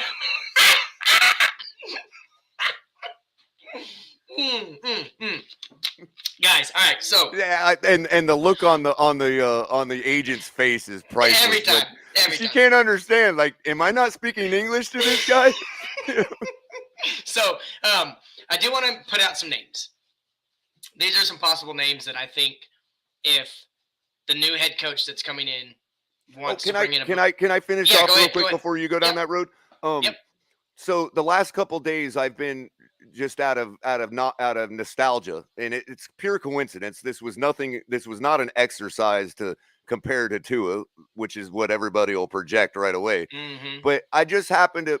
I came across a suggestion on my YouTube feed, and it was for the 1990 season opener against the Patriots, where we were down by like 20 points by the fourth quarter, and Marino basically won us the game. And the game-winning touchdown to Tony Page just happens to be one of my favorite Marino plays of all time. That's why I remember it so deeply. You know what I mean? Yeah. But so I watched that game, and then more came. You know how YouTube works. Some more were coming across. I watched the 92 divisional game at Joe Robbie between the Dolphins and the Chargers. My dad. I watched the 95 game from between Dolphins and Chargers. I watched the Kansas City wild card game at Joe Robbie between us and the Chiefs. And one of the things that was just so starkly different was the atmosphere at the stadium. And I won't go to the playoff games. I'm going to go to that season opener in 1990 against the Patriots. Now, that was in Foxborough, so that's a bad example. Yeah. But there's several where it's like you're talking about, I know what it was. The first game I ever went to, 1990, against the Seahawks. And that was a meaningless game. Uh-oh. Cutting in and out, or it might be mine. I'm not sure. All right. Yep, I'm there. So, yeah, it usually is a blip in Comcast. I was waiting it out. But I mean, that was the first game I ever went to. It was completely meaningless game because we had already clinched the seed we were going to clinch. We couldn't move up or down anymore in the playoffs. It was in December, and it was completely meaningless. And I was at the game, sure, but I was also like 7 years old or something. You know what I mean? Yeah. But watching that game replay on YouTube, I was stunned. I was absolutely stunned at the atmosphere of the stadium for a completely meaningless game. I was absolutely stunned. And now, not that I hadn't experienced that when I was growing up, but then I've been so starved for it for so long that I forgot that when we watch a game like last week or this week coming up, and we see how those stadiums' atmospheres are, I had already forgotten that was a regular Sunday afternoon in Joe Robbie Stadium for a meaningless game. And that's how far we've fallen, people. Yeah. I'm just saying that awesome. is how far we've fallen. I mean, it's not awesome. It sucks. But so I want to mention something that I saw in the comments that Ennis said the two haters didn't watch him in Alabama. And I think that's true because I know he ain't talking about me because Ennis, if you are, we got some words. But I think the two haters maybe didn't watch him in Alabama because it's not, unless they were playing Florida or Miami, why would you watch a team that's not yours in Florida? And if they didn't watch him in Alabama and they're hating on him like they are, then by all means, put them in their place. Because the sample size we have in the NFL, my problem with it is he just doesn't look like he did at Alabama. He doesn't have the same hip rotation in his follow-through. He doesn't have the same confidence in his throws. He looks off. Whether he doesn't trust his hip, whether it's up here, whether it's just mechanics, or maybe he just can't turn anymore. We've talked about it many a times. And as a But I'm caveat, Mike, I think that's why I haven't gone back and watched any Alabama footage, because I just assumed that as a given. He yep, wouldn't be the fifth overall pick if he didn't perform in college. So I never thought I had the need to go back and look at yep, it. I just assumed the goods were there. And so yep, that's what that and then to your point, I didn't need to know, because I know yep, what's wrong with his hip, and I know how important yep, that is to arms, to ball velocity, and yep, everything that is a quarterback. That's their core strength. You know what I mean? That's like I yep. keep saying, it's like a pitcher in baseball. A pitcher, when they lose their core, they're Hmm. done. It Yeah, they doesn't shut it matter down. how good they can throw a curveball anymore. Yep, Nobody wants them. yep. And it's So, unfortunate, but that's yep, the reality of sports. It's a merit-based system. yep. So, and Greg McElroy and Jalen Hurts and they're not wrong when they're talking about the people that came after Tua. Alabama did open up their offense. I still remember him coming in the game and doing what he did, and going, "Wow, I ain't seen Alabama quarterback throw like that maybe ever in my lifetime." And it doesn't matter what he did in college; it's what he's doing now. And I think that's a lot of the fuel for the Tua haters is that they they don't care how good he was. They don't care that Ross and Well, Greer and Miami Dolphins tried to sell him. remember something else, that a lot of people that watch the NFL purposely don't watch college because they understand the difference of the game, and they're not So, interested in that game. yep, You know what I yep, mean? yep. So, Dolphin Spurs World, she wants to know she said, Mike, so with that, why did we carry on with him? And I think there's giving a guy a fair shot and there's giving a guy an unfair shot. And that's going to come into my thing. I think the on-field product has been subpar. I think the on-field support has been subpar. Whether it's injuries or just letting veterans go that you needed on the offensive line, not getting more weapons that are consistently healthy, going and getting it. They tried. I'm not going to say they didn't try, but I think they made some mishaps. And I think we carry on with Tua if that's the decision this franchise goes, because this is the last year. We do have 2 first-round picks in 2023 that we can trade to move up if there's another stud coming out of college. This is it if we choose to go with Tua. I don't care one way or the other. If Tua is my quarterback, I'm going to be just as critical as I am now, but I'm going to support him. And I'm going to root for the Miami Dolphins to win. I always will. And for those that think I wouldn't give the same criticism to Deshaun Watson if he comes to Miami and doesn't show me on game 3 or 4, I would say that he's got the goods he had in Texas. I mean, I'm not going to be on that train. This is my team right here. You ain't going to come in, screwing this up. And you mentioned, you were doing the money sign, and that's right. Tua's following. Dude, they're making money. Well, the Dolphins are making money hand over foot. I didn't necessarily mean in a nefarious way. I just meant that there's a certain amount of investment that a billionaire puts into a 5th overall pick, and he wants to see that through. And I can fully respect and understand that. Whoever said, I don't think if his there's name a has been chance mentioned. that, in other words, if there's a chance that the Tua detractors are wrong, and then it's just a matter of another couple pieces on the O-line, then he would be stupid for abandoning that investment. Exactly. But see, that's almost the same thing as saying we don't want another Drew Brees or whatever. But from a financial standpoint, Ross doesn't want to lose on an investment that some other owner is going to end up capitalizing on. Yep. And that's the external game that we all don't even know is being played. Yep. So Rhino mentioned something that his name hasn't even been brought up, Rhino. So I don't know why you think we are Watson fans or stands, because we're not on record saying that we want to go all in for Watson. I have 3 daughters, so I have just the name in the ether right now. That's all. But I could have said anybody. But I'm about to open it up to the comments, because I'm going to name some names as either backups or providing competition or possible starters that should be available this offseason. If you want to bring somebody in to challenge Tua in practice and get him to step up. Oh, so I guess you said Watson. Yeah, that's what I'm saying. I was just, that's the name in the ether. Like, are we going to sit here and say elite quarterback all the time? Let's just say who it is we're talking about. You know what I mean? It's okay. So, backups: Tyler Huntley, Andy Dalton, Mitchell Trubisky, Marcus Mariota, Jimmy Garoppolo. Kirk Cousins is not going to be a backup, but maybe they bring him in. Then there's the big guns: Russell Wilson, Where's Aaron Rodgers going to go if he leaves at all? Is Deshaun Watson going to play football next year? You have all these quarterbacks available, whether it's bringing in a high, Chase Daniel played at Missouri and he still has a backup job 10 years later. He's probably the highest paid backup and he's never started more than maybe 10 games. You need to bring a good backup in. And I think the reason that Daniel has been in the league so long is because he's a very good backup quarterback. He challenges the QB in practice to be better. So, coaches, Mike McDaniel, Jim Caldwell, Jim Harbaugh, Doug Peterson, the names you haven't heard, like you keep mentioning Thomas Brown, Terrell Austin out of Pittsburgh. There's a bunch of names out there. I want to know, before we open it up for the comments, I want to know. So now looking at everything and basically our head coaching candidacy down to for what, 3 people now? Thomas Brown, Mike McDaniel, Jim Harbaugh. Maybe that's it. That's in the running. The media types are supplanting Kellen Moore with Thomas Brown. That's my personal list. Well, Kellen Moore, with you, yeah. So here's my thing: $75 million to possibly be $100 million. You've got all these options available.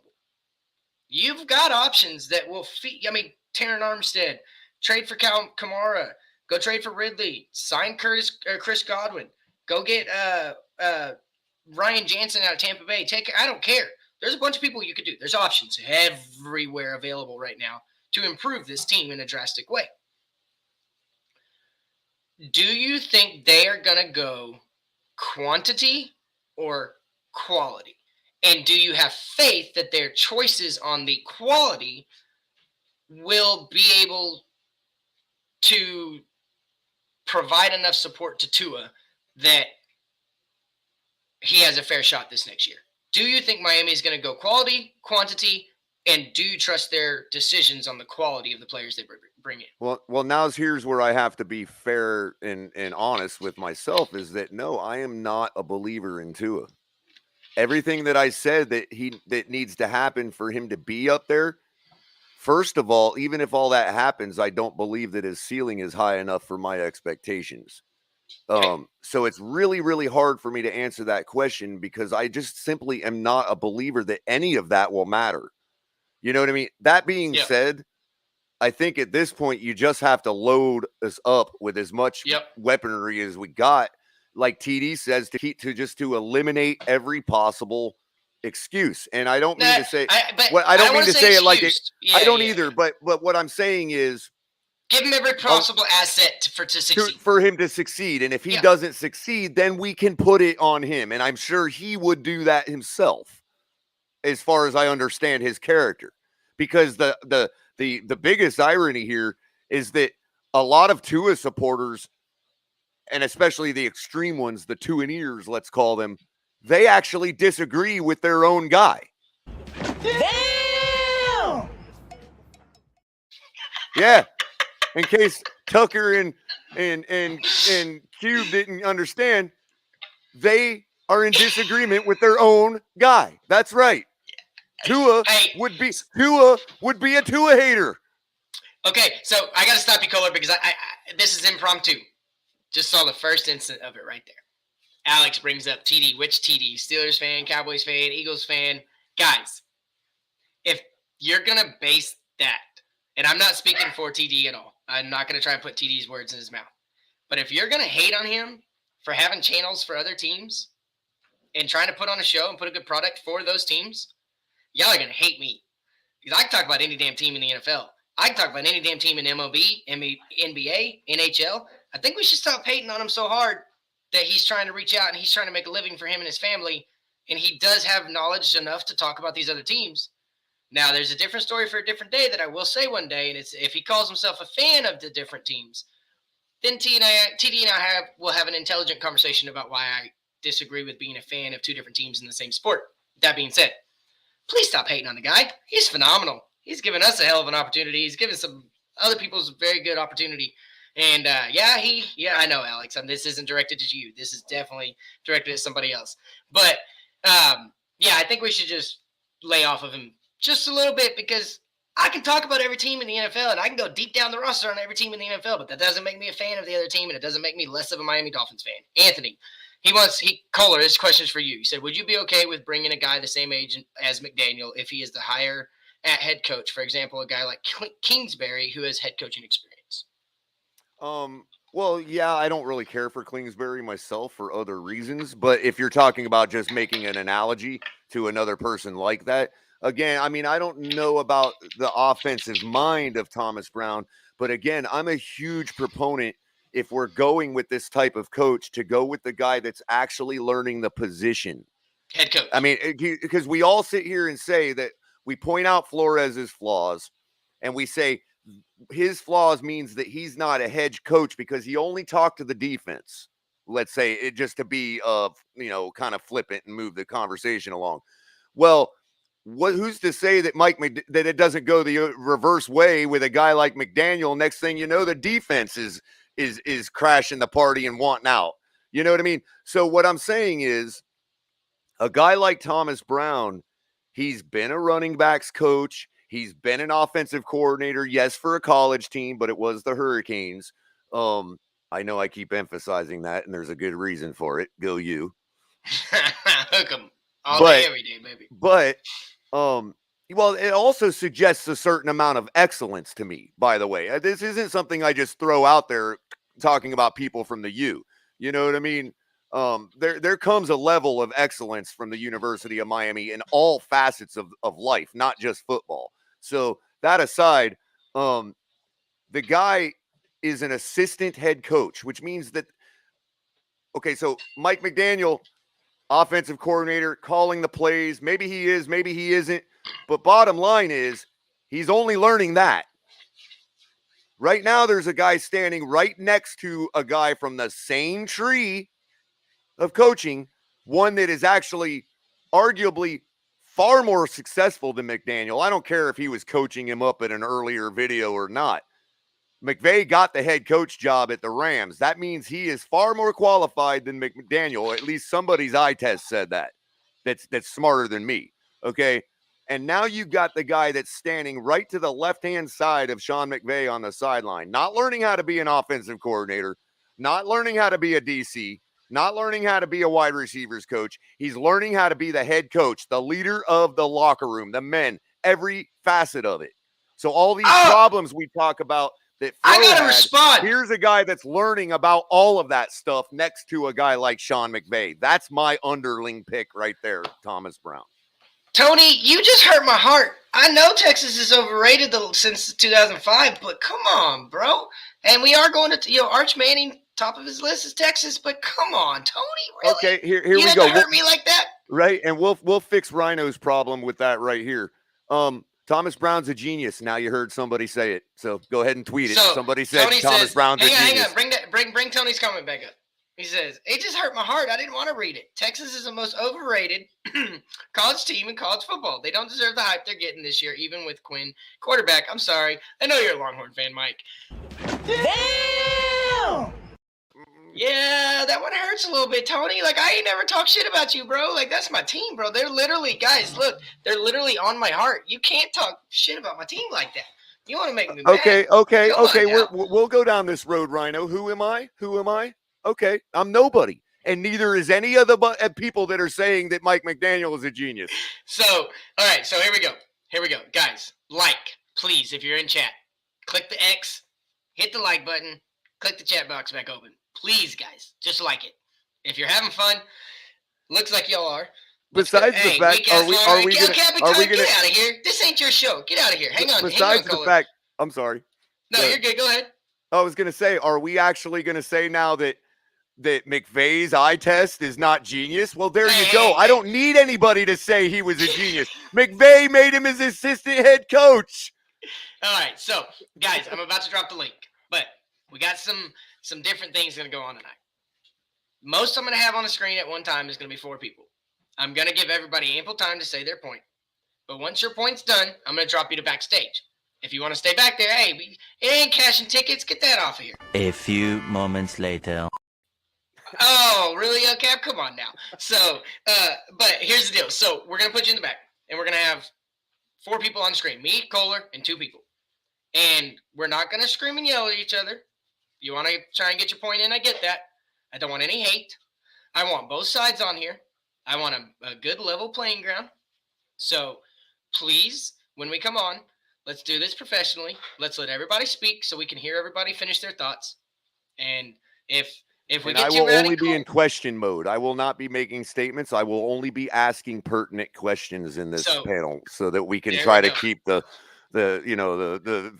fuel level down. All right, guys. Last night was a party. If y'all missed it last night, I literally made some popcorn because it was a show. And then, dude, I hope she's still in here. That Dolphin Spurs world.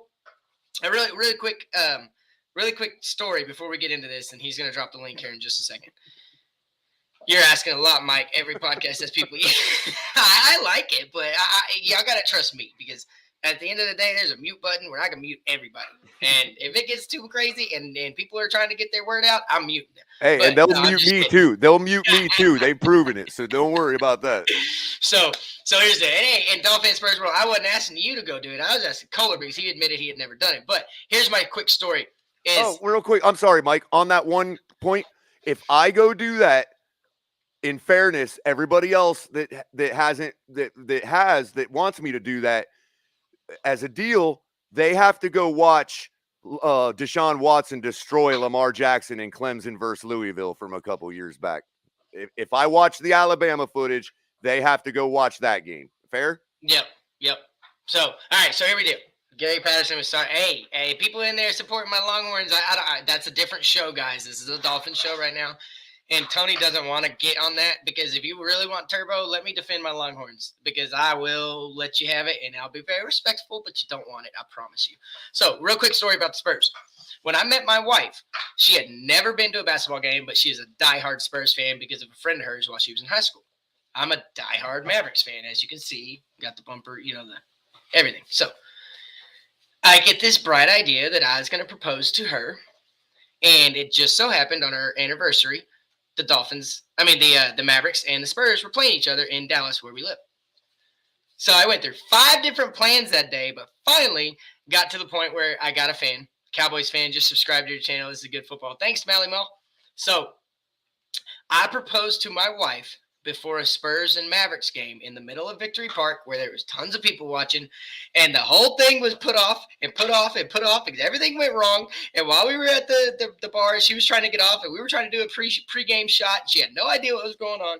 She finally comes over, and then she's smoking a cigarette, and I'm like, hey, put it out. Like, please just put the cigarette down. She said, no, I want to finish my cigarette. I said, okay, fine. And I dropped down to one knee. She threw the cigarette away, and I did my thing. And I got pictures I'll show you all one day. But, yeah, so if you're a Spurs fan, my wife definitely a diehard Spurs fan. We are house divided on many teams, but it's cool. I love the Spurs, and I'm really glad you're here because I love seeing new people. Mally Mall, I saw you in here a couple days ago. Uriah, Tua Trashavaloa. That's greatness. All right, guys, so we're dropping a link. Kohler and I are going to get this thing rolling. I'm going to drop the link in 2 minutes. Y'all actually, he just dropped the link, so let's go. Kohler, where you go, bro? Oh, I'm right here. Is that I'm sorry. Is that my cam went off for some reason. Is that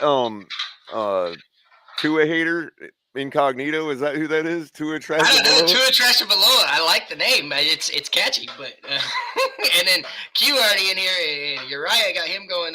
They got going back. Oh, hey, y'all be nice. I don't want anybody leaving my live stream. I want you to stay on my live stream. Don't be running people off. That's not fun.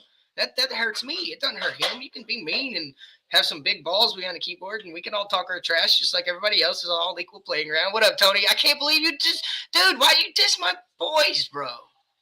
No, because I have to have friends who are not you. You're reasonable.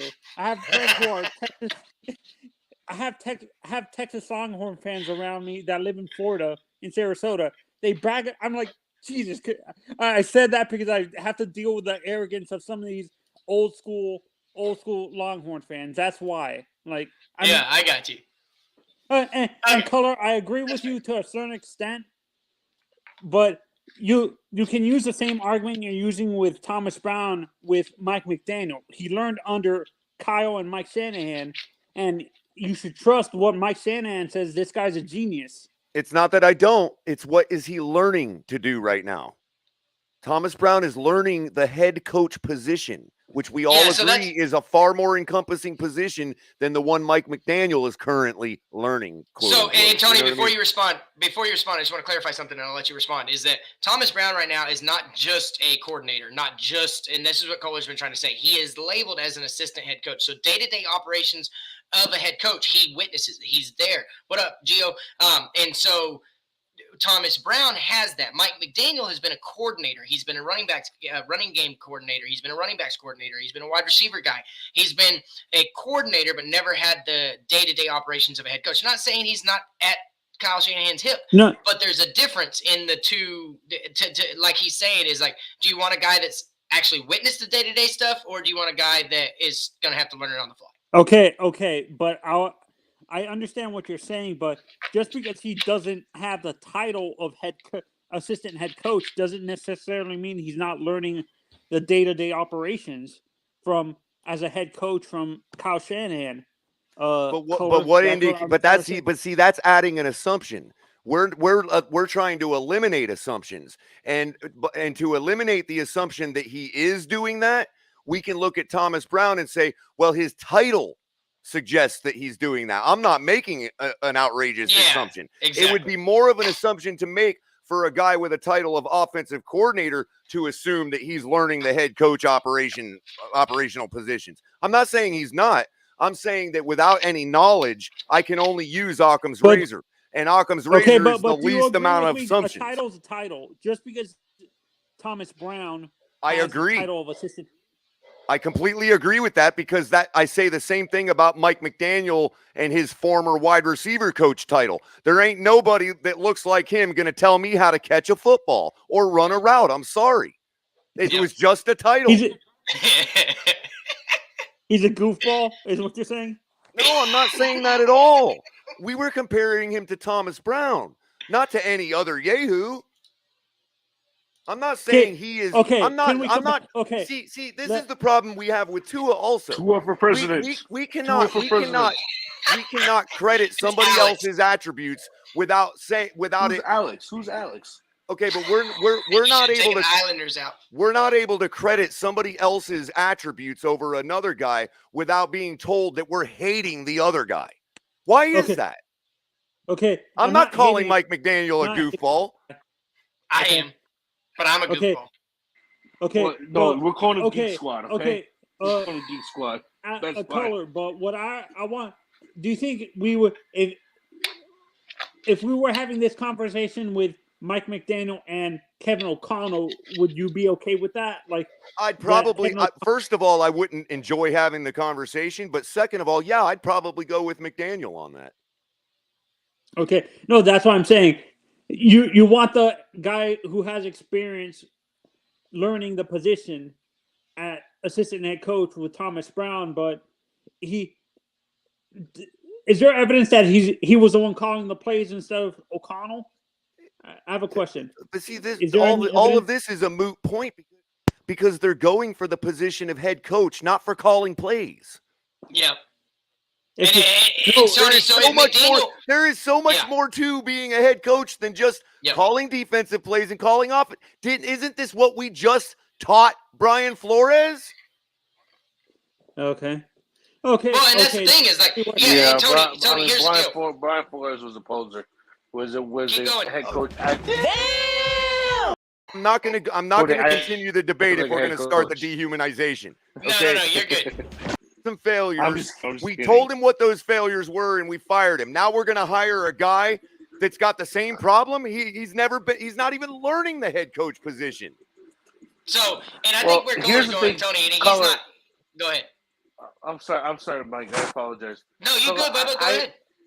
I understand what you're saying. That of course, you don't want to fall down the same road that we've gone down in the past with these head coaches. But it's got to say something when a guy like Mike McDaniel has been around Kyle Shanahan and the Shanahan family for almost 15 years. Flores has been around the Belichick family for 15 years. We can go all day with this. So I want to clear this up before this gets irate because Kohler's boiling. I see the steam come out of his ears. Y'all can't see it. I don't mean to make you mad. I apologize. No, it's not you. No. It's don't the get me wrong. argument. Hang on. I get excitable. I'm not. I'm So not. he's not- I wish people wouldn't confuse that as being He's mad angry at or the mad. argument, I really don't. guys. I'm He's just, mad I just he's get mad- excitable. You know. Yeah, he's mad at the argument just like I am because the argument it's kind of it is immorally dehumanizing a person does suck, but the proof is in the pudding. You can believe what you've heard, not believe what you've heard. Either way you look at it, in my opinion, you got to have a prick as a head coach because those are the most successful ones in throughout history are guys that have asshole tendencies. Okay, so that's a different. Yeah, but not when you not towards your coaching staff. Yeah, I get you on that, but and I'm not saying it's been easy to work for Bill Belichick. He puts out guys that are tough. He puts anybody that's been on that tree comes out and they're kind of a dick. They're crazy. They're crazy. Yeah, exactly. So here's my thing. And Rhino says it there. Giving up a player we drafted at number 5 after 1.5 years is so Dolphins move, and that's the whole point. Are we going to hire another first-time head coach, or are we going to prove all the Dolphin haters wrong? Are we going to prove all the NFC East people wrong that we're not the same Miami Dolphins, like the podcast Same Old Dolphins? Are we going to be the same old Dolphins? And a guy like McDaniel, a guy like Thomas Brown, a guy like Kevin O'Connell, a guy like Brian Daboll, they're all first-time head coaches, and that's what Miami do. So do we want Miami to do that, or do we want them to try and get it differently? But I want to say one special thing really quick is outside the cube. I want you to come on tonight. I wanted to finish. If you're here for the duration of the show, I'd love to finish on here with just you and me because you got cut off the other night quite often, and I loved your tempo and your pace and everything. I sent you an email. I really appreciate you coming back, Bubba. Really, really appreciate it. El Capitan says, I don't know, guys. It's like Flores started acting like everyone was going to get them fired. And yet that's exactly what happened, who is right now. And, and that's the thing. But I want Tony to respond to this, and then I want Tua for president to respond, and then we'll let Kohler respond. So you call me Alex. You can call me Alex, Mike. Okay. It's Alexander, Mike. Appreciate it. But, all right, so do you really want McDaniel and do the same thing that we've done for the last 20 years? Or do you hope and pray that they're doing it differently because it hasn't worked? Tony, you go first. I hope they do it differently, but I have a bad feeling they might hire McDaniel. That's my worry because they're keeping the defensive staff. So I don't think a guy like Jim Harbaugh would be okay with that. Would he? Yeah. Well, if Harbaugh comes here, he's cleaning house, bro. Like, if Harbaugh comes here, it's because Ross laid out the red carpet, unzipped his pants, and said, "Come on, Bubba." He's going to give Harbaugh whatever the hell he wants.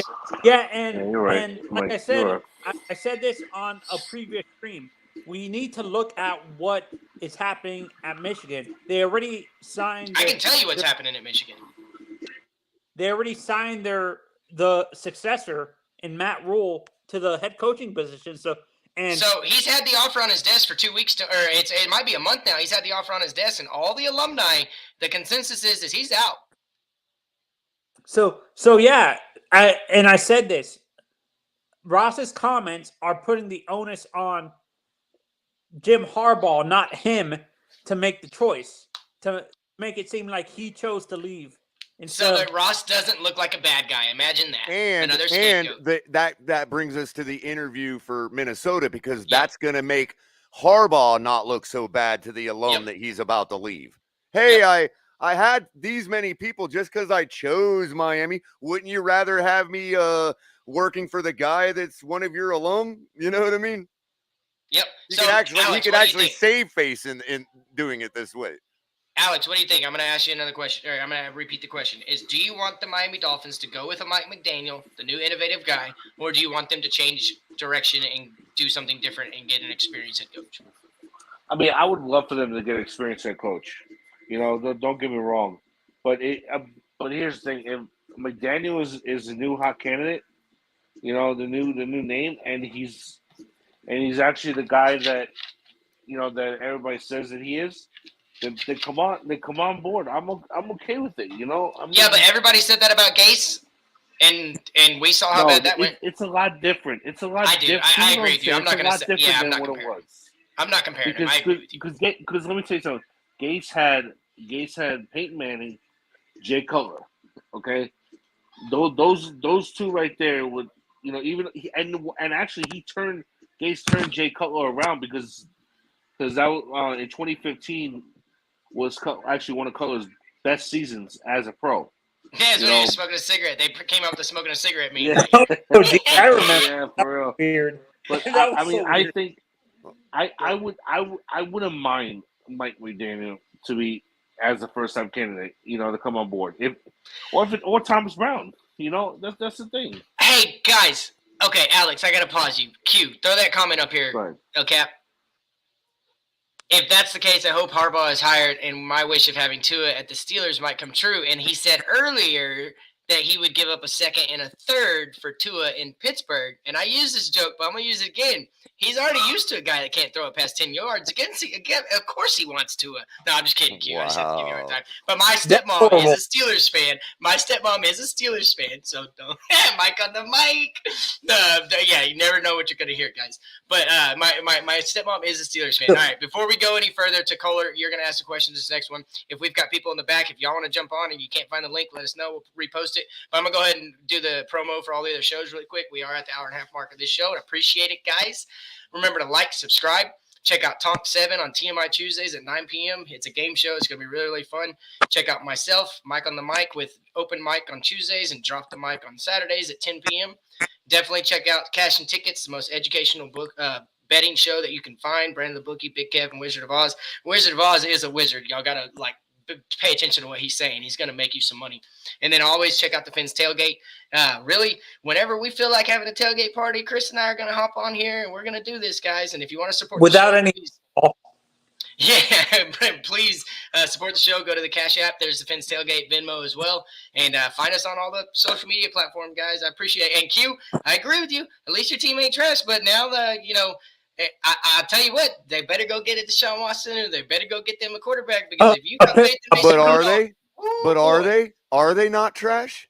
They've been in the playoffs a hell of a lot more than we have. Kohler. No. I'm saying as currently constructed. Oh, are they not trash? That is true. And don't forget, Kevin Colbert said he's going to retire right after the draft. So I don't think the new general manager wants to keep Mike Tomlin. So Mike Tomlin might be available. Would you guys be okay with that? Oh, definitely. Bring Mike Tomlin. Please bring Mike Tomlin. But outside the cube, I think, and I'm not going to take credit for this, but if you come to our show, it's a pretty objective show, and I think the 2 years, they don't really like to argue against some of the facts that come out of my mouth and Kohler, and but at the same time, you got to understand, I look at it from both ends. I could be a Tony 2 if I wanted to, but I'm just not going to fix the facts. Tony. Yeah. So. And you're sober right now. Oh, definitely, dude. It's Saturday night. I'm living on a high that Tom Brady might retire. I'm just really, really happy. But what? That report is crazy, guys. That report is crazy. How in the world are you gonna? You gotta look at who it came from, though. Whatever his name is? Dang it! I'm gonna. Darlington, Jeff Darlington, you gotta understand, he's been Tom Brady's personal reporter for 10 years. So if he says it, it's probably true. And Adam Schefter, I bet you can maybe go find 5 times since you've been alive that he's actually been wrong when he put something that big out into the atmosphere. So, actually, and I need to mention this. Tom Brady's Giselle threatened to take the kids with her to Rio if he didn't go to Florida. If he went to San Francisco and stuff like that. So his wife said this in an interview. She went on an interview in a Spanish speaking channel. She threatened Tom Brady, said, if you go to San Francisco, I'm taking the kids with me to Rio. So and here's the thing is, by the way, that would have been a Portuguese channel, not a Spanish channel. Just slight correction. Sorry.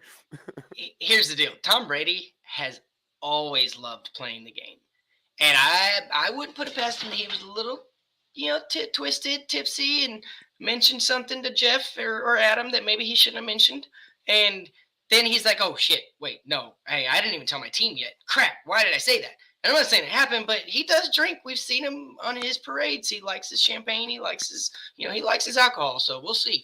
But I have a question for Kohler and Alex. Okay, let's say the Mike McDaniels comes and he actually when does training camp actually start before the draft or after? My After. question. After. Okay. I believe it's in May. After. It's in August. Okay. No, Is it that actually, late? maybe June, I think. Mhm. Okay. Late June. Let's Right. say There's Mike also McDaniel is the OTAs that coach. start earlier, like Okay. mini camp and all Oh, that. yeah, true. I think OTA starts in late June. Okay. Right. Training If camp starts in mid-July. and he comes to see Tua train, like, can coaches actually have physical contact with players before training camp? I mean, you can say they're not allowed to, but they always do. Okay, let's say he goes to where Tua trains, and he sees that Tua is not performing like he wants him to, and do you think Ross would actually tell him to shut up and keep Tua? And if Mike McDaniel says, "I don't want this guy," he's still struggling on the stuff. Reading the playbook that I gave him, even though it takes a quarterback to adjust. I gave him the playbook before I got here and stuff like that, and he's still not understanding the playbook. So, go ahead, Cole. Well, I was going to say if Mike McDaniel is the guy that everybody's propping him up to be, then I think Mike McDaniel could probably make that eye test already and make that determination.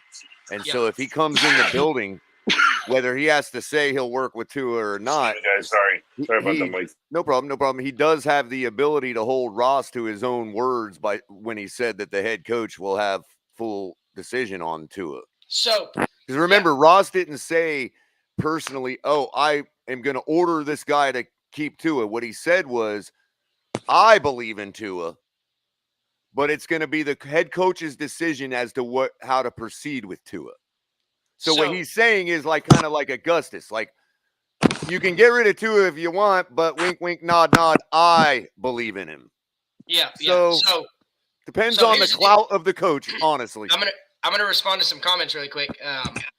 El Capitan is not here right now, so I'm going to do it myself. But CCRR, you asked what his facts on the last 3 games were, and then you said that he was bad all year, and the last 3 games sealed his fate. He's done. And I'm not going to disagree with you. He had more time in that Tennessee game in the pocket. I've never counted 4 seconds more times than I did in that game for him in the pocket. And the facts of this is that Tua has thrown a football one way for 15 years. He's played the game one way for 15 years. He had a catastrophic injury, and now we all put these expectations after his rookie season when he went 10-6, or when we went 10-6, and it wasn't just because of him, but the team went 10-6, and so a lot of people put unrealistic expectations on Tua to him to take us to the playoffs and be the savior that we all wanted, right? The one that he was supposed to be when he got here. If he hasn't turned out to be that, that's great. Obviously, he hasn't, because we're still arguing about this.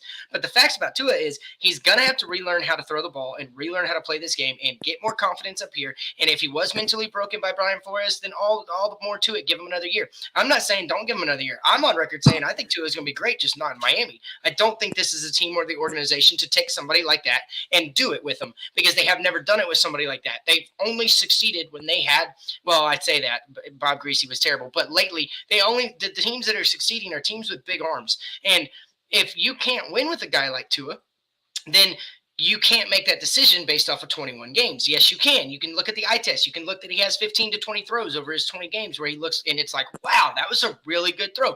But then you go and you look at all the throws that he's missed and you see all the wide open people that he just doesn't get to in his reads.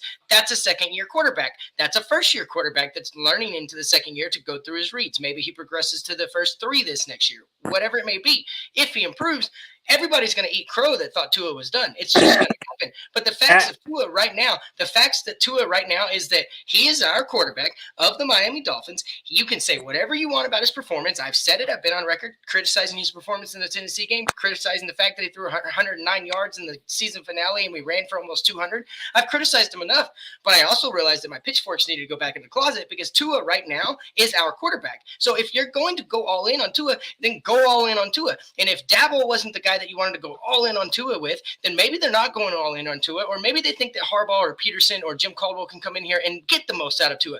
Whatever it is, Miami needs to literally go all in with Tua or move on, or bring somebody in here that can make him compete and maybe snap out of his lack of confidence, snap out of his mental state on the field, snap out of hearing Flores yelling at him in the back of his mind, snap out of all that. Maybe we see what we want. But a QB that's mentally damaged, by all accounts he might be, that's bad news. So they have to either go all in or they have to jump all out. And that's the facts of where we are right now. Okay, and for me, I trust what Saban said. He actually said when he was at Alabama, they actually had to trim down his playbook. Isn't that worrisome for you guys when Saban said that himself, that they had to trim down his playbook? But I don't agree with that, because everybody keeps talking, and I'm not in a disagreement. They opened the playbook for Tua at Alabama. They didn't close the playbook for Tua. And if his Wonderlic score was kind of low from what I've heard. So if for some reason he doesn't know how to read a playbook, or he can only handle so much, maybe that's what Chan Gailey meant with, I can't work with this guy. I liked Ryan Fitzpatrick. And then when Chan Gailey was forced to work with Tua, he resigns. So maybe, just maybe, you're right. But at the same time, I still think they opened up the passing game for Tua at Alabama, because until then it was guys like Greg McElroy who they weren't a prolific passer. They were a Colt McCoy type quarterback. Yeah, and this is why if we can't get an Aaron Rodgers, I can't believe I'm saying this. I think the quarterback that I feel, if Mike McDaniels says he doesn't like Tua and he has the evaluation and he gives it to what's his name, I feel that the guy he is going to like is Carson Strong from Nevada. That kid has a strong arm and he's accurate. So, dude, all I know is that they better not take a damn QB in this year's draft if they're going to rebuild, because I don't think there's one that's going to be anything like what we want or what we desire as fan base. Yeah, obviously, teams I do what agree. they want. But if they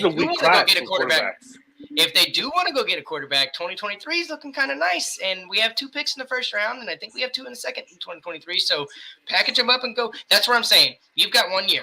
Go all in. Give Tua everything that you think he needs, everything that he's asked for. Give him everything. Give him the weapons. Give him the offensive line. Give him a running back. Give him a running back that's worth the damn. Other than a guy that you bring in for the last 4 or 5 games of the season. Like, go get him some weapons. Go get him all the stuff that are seen as excuses. I just want to see the correct amount of support given to the kid, instead of like trying to piece back together this fancy chandelier that just broke, and we're going to try and put it back together so we can show it off again. Like, don't piece it together. Buy a new one. Go buy him a team. You have the money to do it. Go all in or get all out. Tua at college, and you can say what you want about Alabama, and I've said it. He went. Alabama plays some chumps, and he had a bunch of 5-star talents around him, and he was successful. So go get some 5-star talented NFL people. Go get some veterans that maybe not 5 stars, but they're guys that can teach the young guys that you at this point failed on out of the draft. Maybe they can get them to the next level. I make a living out of getting all my friends to the next level in their life, and we need to get this team to the next level to see if Tua can take it even further. And if he can't, go all in 2023. Go get yourself a damn quarterback, and let's move the hell on, because this fan base is still broken and split because of one effing player, and I'd rather him be gone than have to deal with this for another 5 to 6 years, and like we did with Tannehill. Like, I just don't want to do another Tannehill situation. 3 years, 20, that'll be 37 games. Or 38 games total unless we make the playoffs. And if he doesn't work out, get him the fuck out of here. Excuse my French, guys. Yeah, there's a word for what's happening to us right now. There's a word for what's happening to us right now, and I don't want to use the word on stream, but Mike makes an excellent point. It doesn't matter if this guy was the hottest girl you've ever seen in your life and she says she loves you. If she don't truly love you, then you're wasting your time. That doesn't mean she doesn't have the capacity to love. That doesn't mean she's not beautiful anymore. It just means that you need to get her out of your life for your own sake. And that's where I think we're at right now. The debate has happened too long and this is where I'll push back on Mike just a little bit. We built a team. That's what we've been doing for the last 3 years. No, because we let go the veteran offensive linemen and put these rookies in there that are shit, and that's breaking a team, not building a team. You're letting a veteran like Kyle Van Noy go. Right, so we might have holes to fill, okay?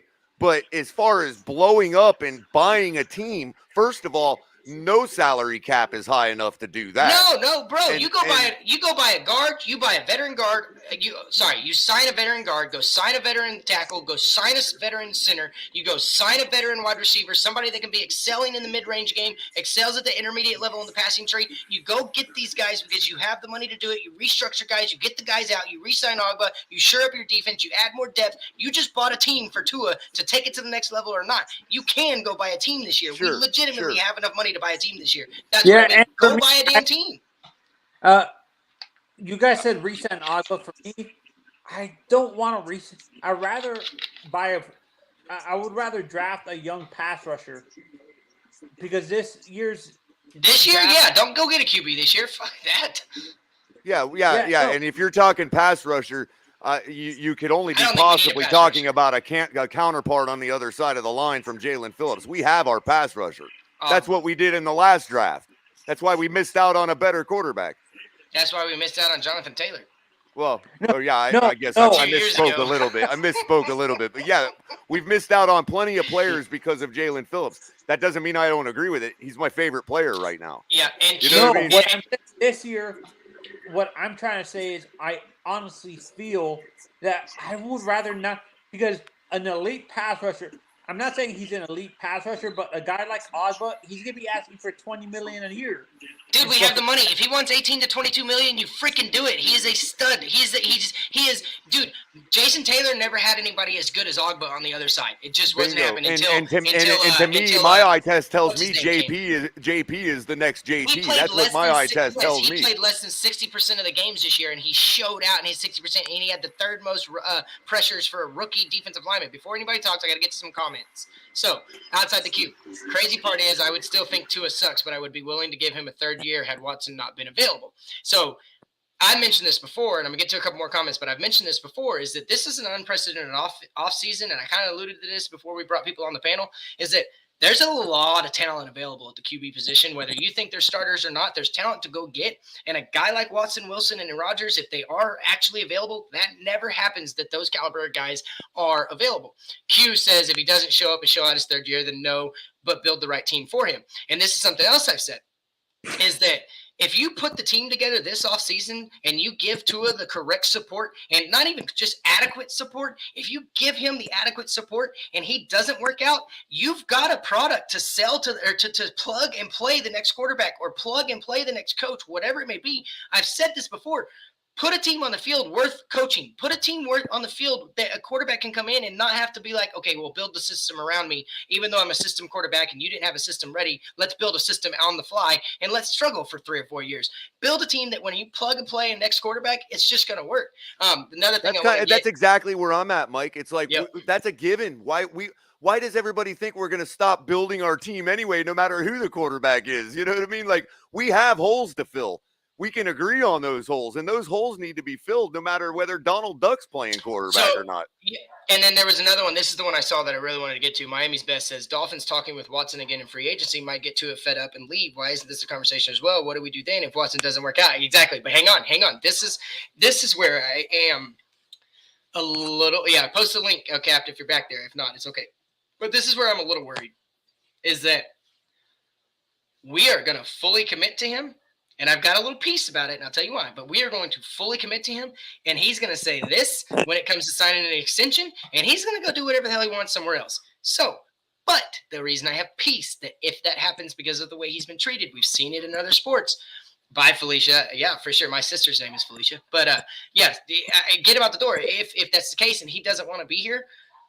But he gets us – if he stays through the 2023 season and we fully support him, and then he says peace, now we're in trouble because we don't have those assets. We don't have those draft assets after 2023. No, but we got a franchise tag at that point. Yeah, but even then, he has to sign it. Dude, go retire for a year and then get out of your contract and go play wherever the hell you want. Like, the player doesn't have to sign that franchise tag. He can sit out and get healthy, and maybe he needs a year to get healthy at that point. I don't know. But that is an angle that is really, really – makes me nervous, is that he gets us through 2023 and then says peace, and now we're screwed. And, I mean, that would be terrible. Well, I mean, if he thinks he's got it to do that, then more power to him. That's all I can say. If we're screwed over it, then, I mean, We're not anywhere different than where we're at now. Well, yeah, and that's my thing is like we've been stuck in mediocrity, and I think we're all sick of it. I think and this is why we don't want to do it. Exactly, Mike. This is why we don't want to go down this road. So it has nothing to do with Tua and his personality or any. It's just enough already. Yeah, there are other franchises in the league that can play minor league farm system for everybody. I'm tired of that being Miami. Yeah, because they leave here and they go be great, like Olivier Vernon, Wes Welker, 7-Eleven, Chris Hogan. I mean, you can go down the list of guys that have left Miami. It ain't no small coincidence that our general manager, who's been with us for 25 years, is tied to that city. Like we're tied to Miami. Yep, okay. CCRR, and that's exactly my point. Conspiracy theories or nothing, but come on, man. You know. Yeah, and CCR, that's my point. He says if they don't get Watson, they will never have an opportunity like this. And that's the unprecedented part about this offseason. That's the unprecedented part about being without a head coach and not, having concerns about a quarterback if they do, is that you legitimately have a chance to change both of those situations drastically and put a better product on the field. So by the young, cheap defense will be wasted, the whole rebuild starts again. And I agree with that. And that's been my fear this whole time. And Eric Hood says short passes, RPO is not a plan. We should focus on running the ball, play tough defense, improve that line, and we're good. And I agree with you, Eric Hood. I don't like the RPO. But if you commit to a running game and we want to be a power run game, then maybe we do have a Trent Dilfer that can take us to the promised land. But you got to be a running team. And by all accounts, there's not going to be a running back available that can make that happen right away unless you're going to go make a trade. Or maybe you can reinvent Leonard Fournette the last couple of years of his productivity as a running back. Q says Trasher Below says, I'm pushing 50 years old and I'm sick of this and I've seen enough of Tua and know he's no franchise QB. I've seen enough football to know this. And that's a lot of people's take is he hasn't passed the eye test. Outside the Cube says, CCR, I agree. I'd rather not roll the dice on Tua when Watson is proven. I agree with that too. You have 3 of those. Yeah, what up? Guess what? What? So I don't know if anybody watches wrestling. But I do.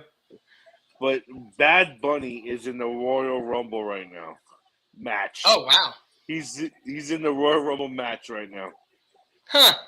That's funny. So Q says if Tua don't prove me right and everyone else wrong, sorry, he coming back to Islands to grow taro and bananas. Prove me right, Tua. I'm counting on you. So, and dude, I'm gonna tell you, I've said this, Bad Buddy. Yeah, outside the cube. That is freaking laugh my ass off. Funny. So if Tua, gosh, I'm just so nervous, guys. I'm just so nervous. But here's the deal. If Tua makes me eat crow, I will be the happiest Miami Dolphins fan to ever eat shit on camera. I will gladly do it if he can get nobody us to said 12 anything wins. about the Crows shit. Wait, when did that become part of the bet? Oh, dude, I will eat a shit sandwich on screen if Tua goes out there and proves everybody I don't know wrong. if I'm not saying that he might not do it, but I'm letting you know that, like, I don't think he's going to do it. But if he does, and I'm not saying he can't, I definitely will eat crow on camera, like 100%. I don't even care. And if it, God, if he doesn't though, somebody. I'm just okay. Here's what I'm worried about too. What part of the crow is that, El Capitan? That's funny. That's funny. I hope you're right outside the cube. But here's my problem. And this is another angle that I have. Mike on the mic, open the mic, drop the mic. You never know what you're gonna get, guys. I promise. So here's another thing that I'd say semi. You have no hair on your face than I have on my head. That's funny, Mike. I'm eating. Shit, Mike. It's unhealthy. I'll remind you. That's awesome. So, I have a question, and this is a serious question. How many of the Miami Dolphin fans that have proclaimed themselves as a 2-and-ear or a 2-and-on? This really is directed at Alex right now. I don't want anybody to respond except Alex. So, Alex, you're self-proclaimed. Really, you're a self-proclaimed Tua guy, right? And there's 2-and-on, there's 2-and-ears, then there's guys like me that are in the middle that wait and see kind of guys. No, I'm a self-proclaimed Dolphin. I'm a Dolphin fan. Hang on, Alex. Hang on. What I'm trying to get to is, what the hell are y'all gonna have to argue about if he's not here anymore? Damn! I'd say what I would argue about. I mean, Here's what I would argue about. I would argue about maybe that Xavier Howard needs to be traded. Oh, come on. Oh, don't even. Oh, I'm so glad somebody finally said that. You and me are going to go at that one eventually. Right there. That one right there. No, I like that one. I actually agree with Alex, and this is why, because he has chronic knee injuries. You can't. I know he stayed healthy this year, but you don't know when the knee injury is going to pop up again. So I would rather trade him right now, where we can get the most for him. You guys realize though that we Y'all just actually both admitted that you're worried about it. Y'all do realize that. right. But you guys also realize that we during the middle of the season we restructured X's contract and we're actually going to gain $4 million Money. in salary cap before free agency guys. starts. Hey, is Brian still back there, El Cap? I'm not gonna get everybody short, but I wanted to do 4 at a time. I think I got 2 more back there. So instead of kicking one of y'all off and showing favoritism for the other, I'm gonna say bye to both of y'all. If you want to stay backstage, we'll get you back on. But Yeah, we do definitely have would like to have get- that X debate another night, Alexander. I'd love to go Yes, at you with definitely. that one. And Alex, don't go No anywhere. problem, if you're man. watching WWE, Anytime. I've got more than what I Yeah, just said. I want to save it for another night, though. cool. Yeah. So I appreciate you, Alex. Appreciate you, Tony. We're gonna bring on Logical Guy first, and then if Brian can get his mic on, we'll bring him on. But Logical Guy, man, thanks for stopping back in, man. Tennessee fan that found us because y'all don't have any podcasts out there in Tennessee, Nashville. Titan in the house. Yeah, not that I know of at least. Maybe I Yeah. need to Hey, start so one. Logical. Last night you came in and you had something you wanted to talk about, and it was just in the midst of all the crazy. But I Oh, wanted yeah, to give don't you worry another about chance. that. Yeah, but I want to give you another chance because I was actually listening, and then everything started going back at each other. So what did you bring up last night? Oh, I was at the craziest, I guess, high school basketball game of my life. It was What just happened? Go ahead. Yeah, it just was tell the story. We're gonna let you finish it. basically, so in October there was a car crash with the star player. He fell asleep at the wheel on the way home from school, and serious brain injury. Was in a coma for maybe about a month, and is now making a great recovery. But his friends and teammates made a fundraiser for it, and they just had like the game that was like honoring him. They give a big check to his mom and all that, and it was a close game with a tight rival. Probably not a seat left in that entire arena. Oh, that's And cool. it goes into overtime, and then with 5 seconds left in overtime, the other team's up 1 point, and if he makes both of them, it's basically game. But if he made one of them, he missed a second with 5 seconds left. He goes all the way down the court. The guy who's like recovering midair shoots like from the half court line, drains it for the win. Oh, dude, now dude, I love high school sports, but I'd have been pumped. Yeah. That stadium was probably going nuts. Oh, That's it a was movie right storming there. the court, maybe like Yeah. 600-person dog pile. Like, I'm gonna expect you to write the story for the movie that's coming out. Brian's right. Hey, Brian, man, thanks for coming back, man. Nice to see you. Logical. We'll get back to you in a second. But how you doing, Brian? Hello, thank you guys for allowing me on the panel. I know I feel a lot of negativity on tour today. No, but honestly, Mike, I do understand your position because, like I said, you do have concerns, and every fan should have some concern, right? Some are, some doesn't, and some do. But we can't be on the both spectrum and actually say it's a guarantee that he is a bust or that he can't or that he won't get better. We don't know. He could really Yep. come out this off season and show out because most Hey, I told you. quarterbacks it's normal for people to get 3 years look like Christian Wilkins. Like in 2 years you're like, this guy is a bust, but look at the third year we give him. And the coaching wasn't also good too. So it's, you can have your concern because it is concerning, because one of the big concerns is that is his injury, is he going to still be the same tour in Alabama, even after all these injuries, or will he get injured again during the season? So, these concerns are valid, right? But for anybody to just go out and say, oh, Tua's a bust, or he can't do this, or he can't lead us to a Super Bowl, that's kind of asinine. It's just, you could be objective in the middle and be like, yeah, it is a possibility. But if Yeah, I am exactly.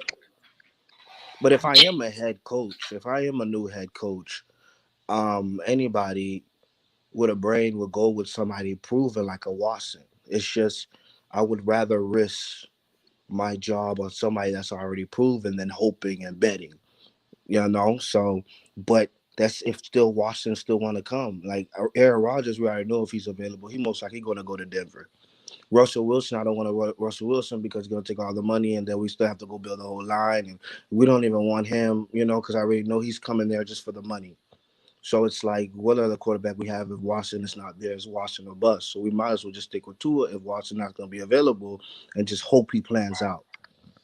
The only thing I just want to interject one thing about Russell Wilson is that, and the money. I mean, most guys are going to command that kind of money, but at the same time, we actually have, as far as our cap goes, it would cost us less money to buy us an elite quarterback that's proven and plug those couple holes we have than it would be to completely revamp every piece that everybody who is in favor of Tua says we need to revamp in order for Tua to succeed.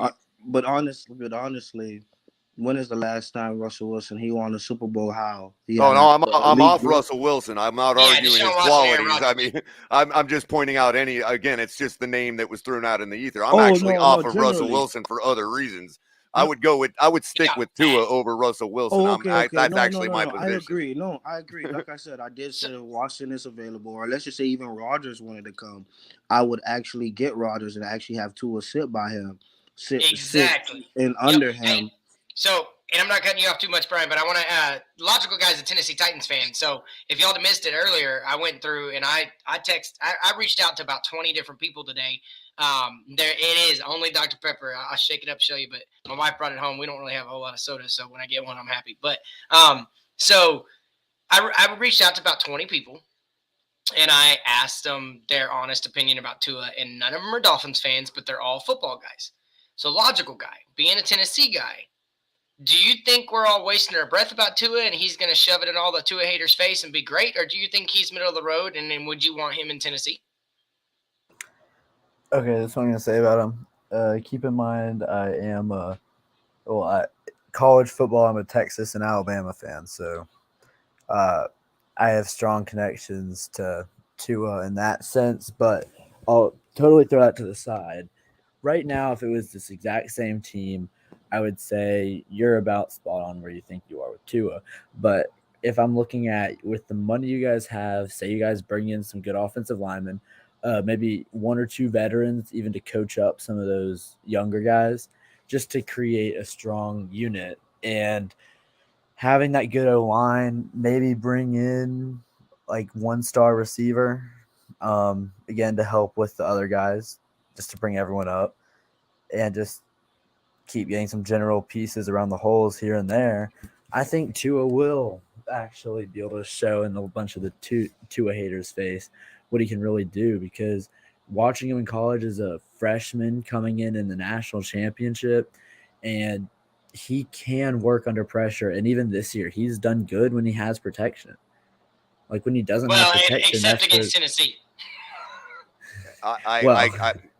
Much more than against Tennessee. Than against Tennessee. So in the Tennessee situation, we knew that there was. I don't know what time the Kansas City game was. I don't know if they had already lost before the Titans game against the Dolphins.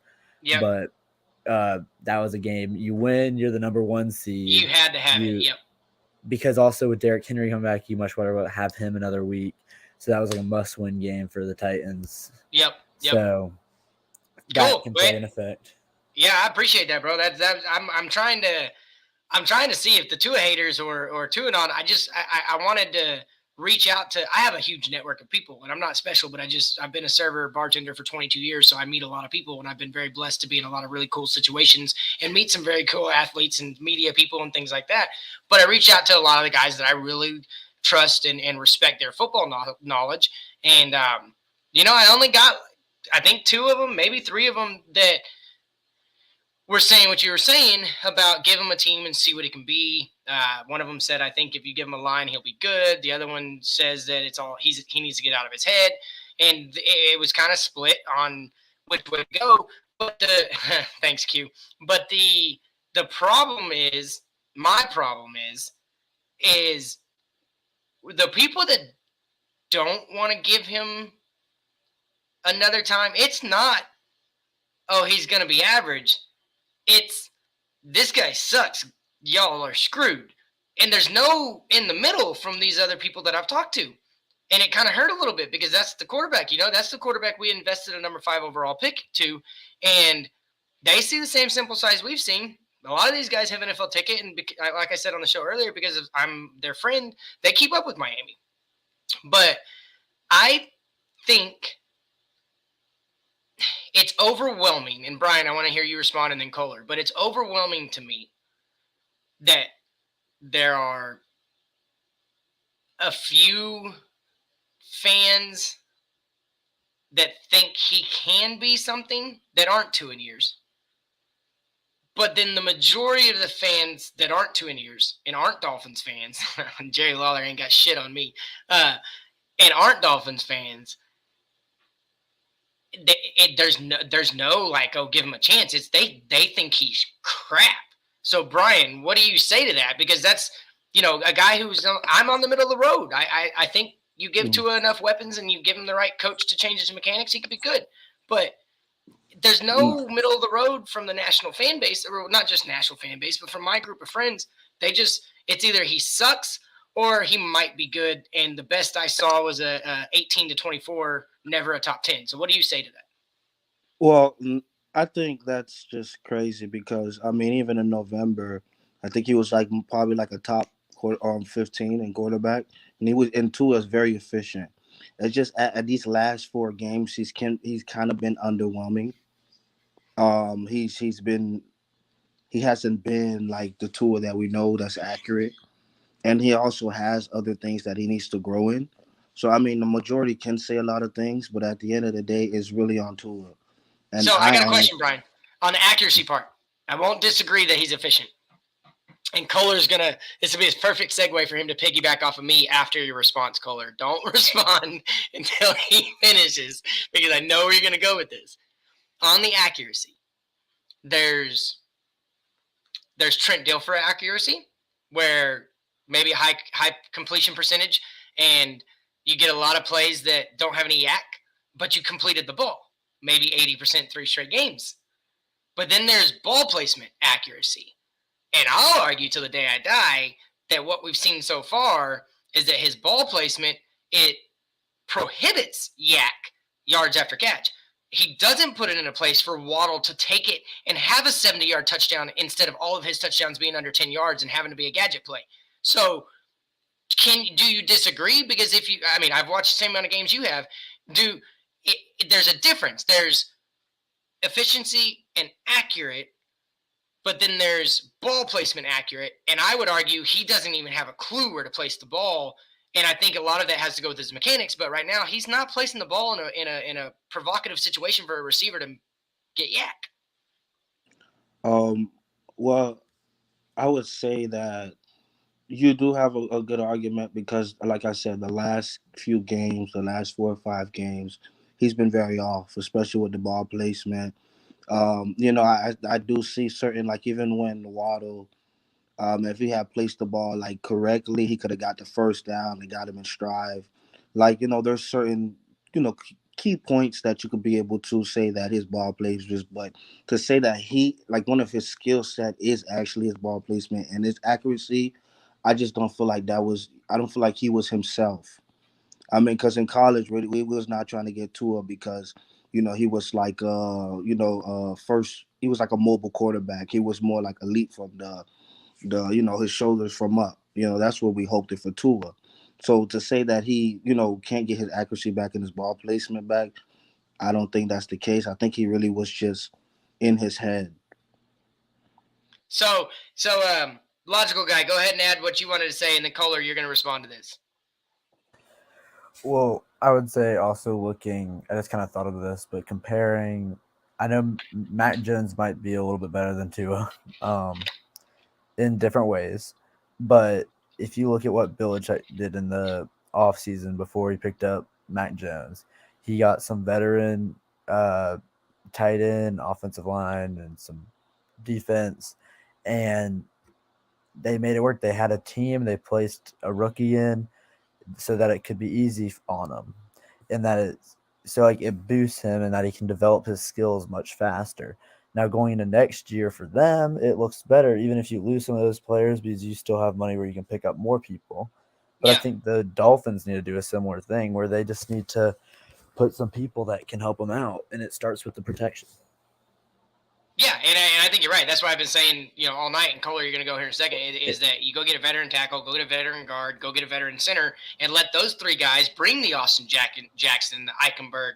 Maybe hopefully he's not here anymore, so I don't even talk about him. But maybe they're smart enough to put Robert Jones and Robert Hunt on the right side, because if y'all remember that game against Patriots, that was the best run blocking we've had on the right side. It was a top 10 run blocking offense that time. I know I really like Mike's style. I even subbed tonight. I appreciate you, Q. Dolphins fans. Dolphins Spurs World, appreciate that, Q. Love you, Cube. And dude, I'd get me in a room, Jay Lawler. That'd be cool as hell. But he said, I wish we had more fans from other teams to give their takes on Tua, so people don't think we're crazy. And Cube, stay tuned, Bubba. Just stay tuned, because I'm going to be bringing on people once a week that aren't Dolphins fans to talk about our team, so that we can all kind of get a barometer on what everybody else thinks about our team and not just what we think about our team. So stay tuned. It is coming. And if everybody wants to gaslight all those people, they can gaslight all those people all they want. Just stop gaslighting me. I'm not crazy. So, hey, and Cube, here's another one. Here's another segment, and then Kohler is going to go. But I got a surprise segment that came to me the other day.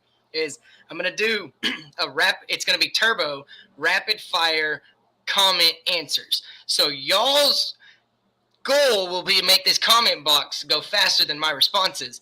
And I really, really, really challenge y'all to do that, because ain't nobody really seen turbo. Y'all seen him come out a little bit, but if it keeps going, once it starts spinning, and I don't know what's coming out of my mouth, my tongue just does whatever the hell it wants. So once it starts spinning, it just keeps coming out. I can go faster and faster and faster and faster. It doesn't matter. I can answer every question that's coming down the comments. It is what it is. Turbo comes out. It's just really, really fast, and I don't have to breathe, and it's cool because everybody thinks I'm not breathing. But Kohler, go ahead and respond to my point, biological guy, and Brian. Okay, so, and I'm going to try to, I'm not going to get excited about this because it's really just something I've kind of explained before, and it really is the difference between,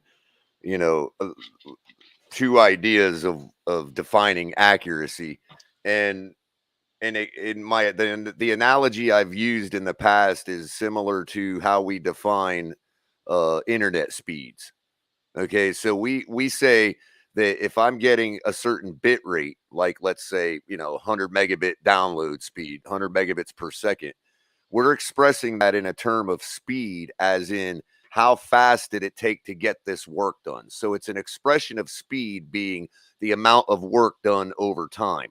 And that could be seen as the efficiency stat. Okay.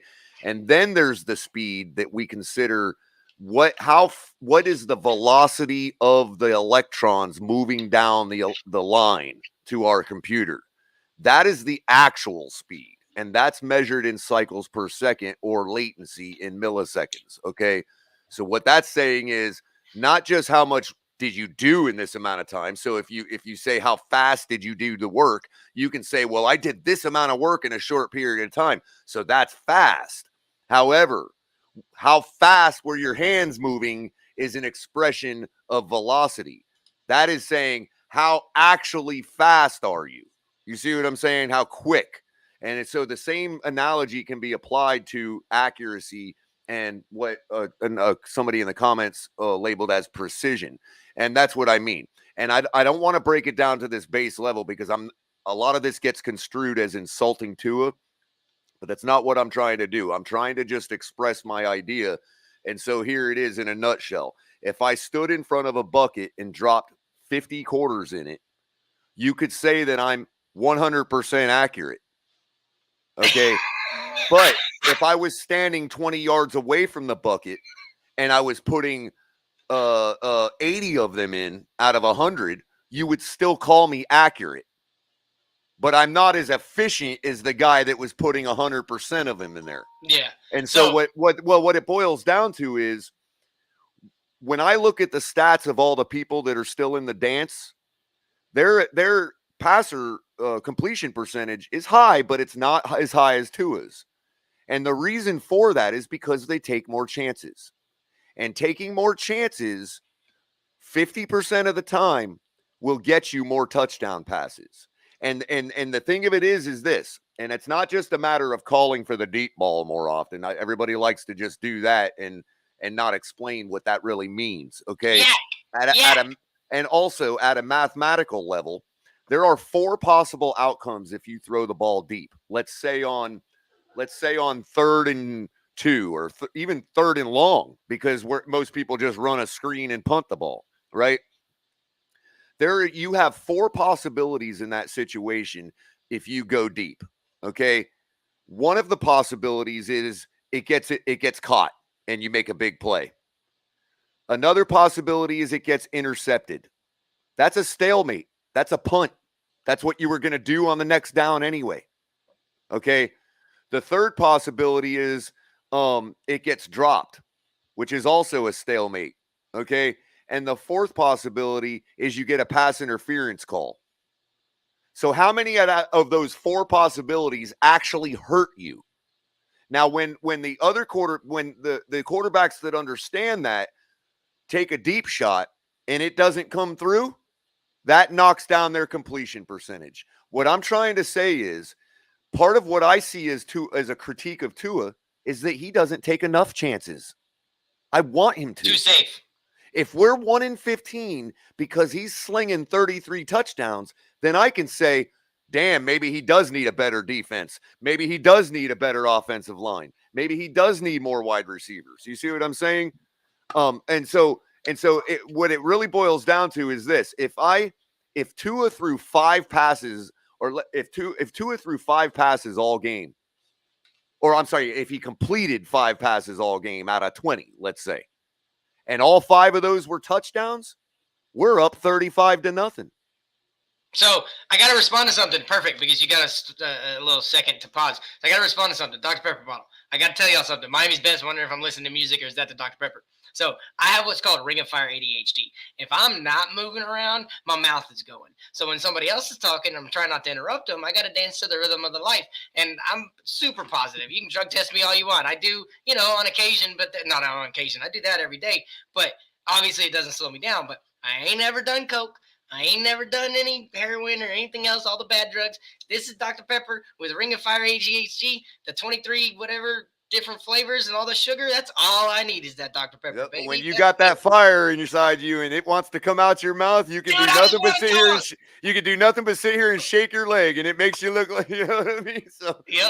So, but anyway, that's my Dr. But Pepper I hope that's at least a fair way to present my viewpoint. You know what I mean?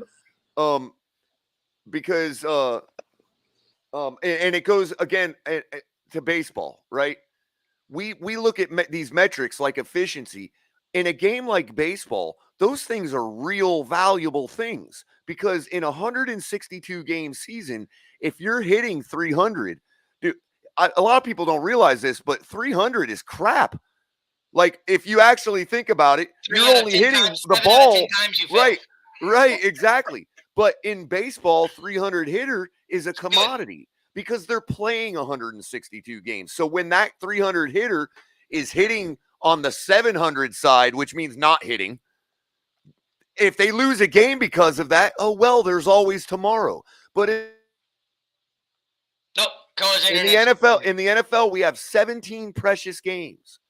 So that completion percentage, while it might indicate something, it means absolutely nothing to me on the scoreboard. Yeah, I hear you. And I think, and kind of the way I was taking what you were talking about as revelations per second is that he doesn't get it there fast enough, which I think goes into what you're talking about. Well, now on that note, as far as ball placement goes, and why I say he's not accurate is because, and this is something that can change. This is something somebody can get better at. Okay, and we've seen it throughout the league. Now, the ones that don't, and it's like 5 years later and they're still doing this flaw, then I get it. But one of the things I noticed he does every time when I see a play where he's got protection, because again, I don't judge the guy on the plays when everything breaks down. I judge him on the plays where he has everything by the balls. Okay, and in those plays, 9 times out of 10, we're left with it. We're left with nothing. And what happens usually, what I typically see is a guy that he reads, that he recognizes. First is I'm impressed with the read, but then it's almost like, and maybe it's because there's too much going on with the RPO at the snap of the ball, partly because of the way it's designed for the defense not to be read until after the snap. Well, that catches another split second. So it gets to a point where everything is delayed by about a split second.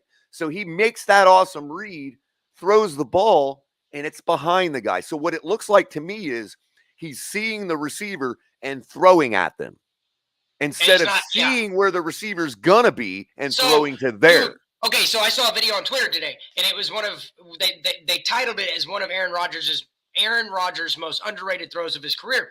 And it's exactly what you just talked about. And Q, Speedy Gonzalez was the shit when I was growing up, bro. I love that little mouse or whatever you want to call it. But Roadrunner too. Yeah, dude. Wiley. Now that is something that can be coachable. Hang on. So Aaron Rodgers has a throw that was shown on Twitter today.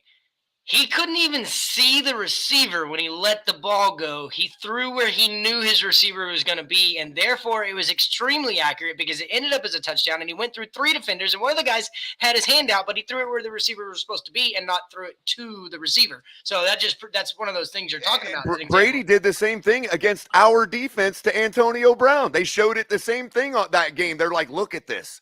He just knows where Antonio is supposed to be. And since he trusts Antonio, he threw that ball when Antonio was still on the other side of the field, coming around the linebacker. You know what I mean? It's Brian. Go ahead, Brian. So, Cutler, okay, so we both believe that he does have potential, and we both believe, like you said, it is coachable. My concern is that he hasn't – I'm sorry to interrupt, but my concern with that is that I have yet to see demonstration that he is coachable. And that's my biggest concern. For the stuff that can be coached up, I'm just concerned that you know what I mean? I want to see that evidence that he can be. I know it's coming from a good place, but I'm saying is that also not a fault of coaching? So can we not hope? Maybe we could hope that the next coach that we do have. Well, that's why I'm not jumping off the Empire State Building if we go with Tua next year all year. You know what I mean? I see that there are some things that can be helped, and I'm just not a believer. I just don't believe it will happen. You see what I'm saying? Based on what I've seen. You see. Hang on, real quick, and we're gonna. You believe what you see, Kohler, and your eyes have told you one thing, and your heart wants to say another thing, and your brain is saying something else, and you've got people yelling at you from this side saying this. And I also have the track record of everybody I've seen before in the NFL, where it's like you know it when you see it. You know what I mean? You believe what you see, and right now you're not seeing what it is, guys. I really want to real quick before and we're gonna keep going for a little bit longer, but thanks for that discussion, Brian. That's how we're supposed to all do it. You know what I mean? Yeah. Right there. We just showed the example to the rest of Twitter sphere how you do it. You know? So, and Tua Tagovailoa, he says the same thing that we've said about Peyton Manning. We've said it about other quarterbacks in the past. He's saying about Burrow and Herbert about how, nobody's having this question or this argument about their quarterback on those teams. I get that. But here, that's neither here nor say. Right now, first, like, subscribe, share, guys. Like, subscribe, share. Please. We got 45 likes. We got a good amount of people in there. It's been fun. I appreciate y'all being here tonight. We are going to do another episode next week. And be looking for big things on Monday night, guys. I don't know if it was released yet, but Monday night's going to be a huge night for the Fins Tailgate and myself, Mike on the mic, and El Capitan. So we appreciate all the fans we're getting. But yeah, and Outside the Cube says Dolphin Spurs World. I'm not on the edge. I'm done. So I want to round everything out, guys. So I think we've had, and I'm glad Logical Guy is here because I think his perspective on this is going to be really good. Mark Jones says, facts, Kohler. Tua struggles with anticipation throws and ball placement, and everybody and their mama kept saying that was supposed to be Tua's best attributes, still waiting too. And I think, there's 2 more really good attributes he has is his feet and his pocket presence, but we'll talk about that a different day. So, damn, bro, breathe. Woo! So, I want to round this about. With or without Tua, all the head coaches we mentioned, all the quarterbacks we've mentioned, all the weapons, offensive linemen, the defensive additions, all these additions.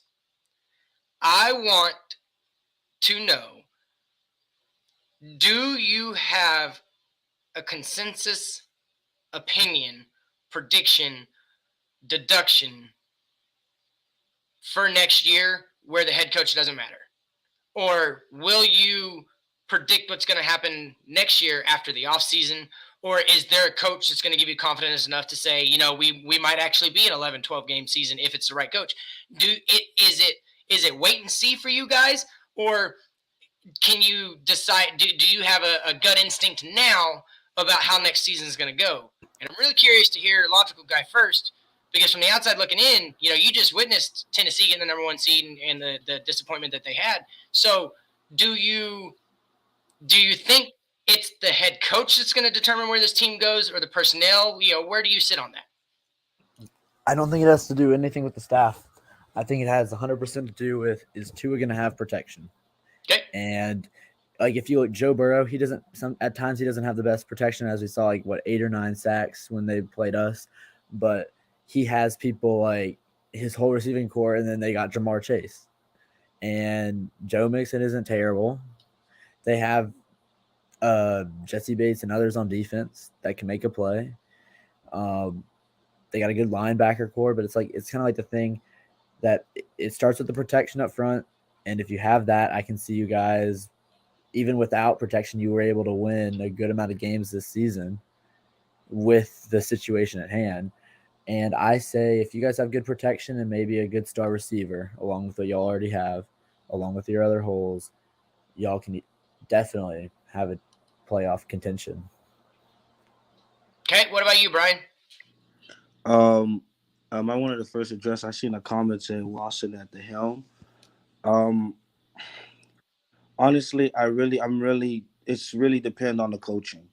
And I'm kind of excited that Flores is gone, because I already know what type of guy that he is. He's gonna give me the community running back. He's going to, be cheap with the O-line. I need a coaching staff. I need a head coach that prioritizes the run game, offensive lineman, and to keep the defense elite. That's when you could be able to, replace any quarterback. If Tua's not the guy, we got a running game. We don't want Tua throwing the ball 50, 40 times a game. Let's get him a running game, and stuff like that. And the thing about Brian Flores, or, if it's a bad coaching staff, I'll be afraid to get a Washington, because I know they're not going to take care of him, or they're not going to be able to have the coaching abilities and skills, because Washington is still young and he still have a ceiling to go to. So I want to be able to have a coaching staff that could be able to bring every player to their ceiling. Cool. I like that. I really like that take, man, a lot. In Dolphin Spurs world, she says, to be honest, coach doesn't matter. It's all on Tua. It's either we have it or he has it or he doesn't. I have something on that. Yeah, go. Hang on one second. And then the other person says, or she said the same thing, with Tua 7-10, any other QB and coach 11-6. And go ahead, Logical Guy.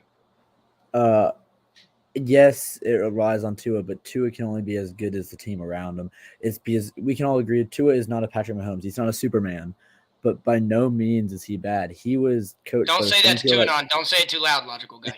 He was coached by the same. I don't know if we've changed out our quarterback coach at Bama, but he's been coached by a lot of other good people have been coached by the same person. So he definitely has the base. He just needs. He's not the quarterback king that can just go make everything out of nothing. He has to have people around him. And what is it said, that you just need to have, along with the receiver and the protection, you need that run game. And that will come with a good O-line. Like I said, just start at the good O-line, and that will help out the pass game and the run game, and making the whole game less dependent on the pass and establishing the run. Tua can be great.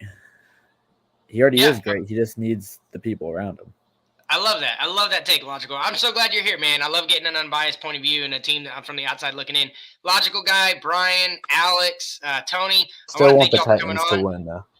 Yeah, and me and Kohler are going to close the show out, but I want to thank y'all so much for coming on. Dolphin Spurs World says false. All defense our defense won every game this year. Tell me one game this year that he put it on his shoulders and won. Wait. Don't sleep on Baltimore. You know how I feel about Tua, but I do think he played very good against Baltimore. Not saying that he won the game, but I think he did grab his nuts a couple times in that game. But so, Kohler, I started out with Tom Brady. I talked about the conference championship preview. I talked about trying to put the narrative of Daboll choosing Daniel Jones over Tua asleep. the shift in the QB carousel. I talked about the names of QBs that are going to be bridge QBs going around the NFL. I made a case for Mike McDaniel. I told you my thoughts on Harbaugh. We had those Tua comments. What was your best, favorite part of the show tonight, caller? Well, I really like Brian's take there just now, and logical guy. I mean, I kind of disagree, is because again, I'm not a believer. You know what I mean? But at the same time, I mean, and the only thing I would say on that, because I really didn't get a chance to retort, so so I'll just quickly say that um um nobody can be good without protection. That's just not true, because what we're trying to say is, how can the quarterback be good? We're not judging a quarterback his quality based on wins and losses. We're just not doing that, because if we were to, then Tua is definitely a better quarterback than Deshaun Watson. But there's nobody, even a sensible Tua supporter will not tell me that. So, and real quick, logical guy says he's not a believer, everybody. He's an understander. He wants people I to get know it. that he's not a believer. I get it. Now, to logical guy's point and to Brian's point, what they're talking about is using the value that we have as a city of Miami. Okay. And I've said this from the beginning. And when people want to bring up the undefeated season and all this other stuff, that's because we had a coach that understood how to utilize our climate to our advantage. So, that being said, trash the RPO. I'm not talking about not keeping it on the books. If you got to, I mean, obviously it has its value in some points. If a defense is just dogging your offense and you need that advantage, start running some RPO. So, back them up. There's a comment that you'll appreciate outside the cube. Says, right, caller, no one judged Burrow on his 9 sacks. We judged him on how he answered those 9 sacks. Yes, and that's the same thing I do. Is when I look at film, I judge Tua on the plays where he has everything in his hands, where there's good protection, where there's good separation from the receivers. Those are the plays I judge him on, and there are just too many left out there that I can't. Right now, I just cannot be a believer that it's ever going to change.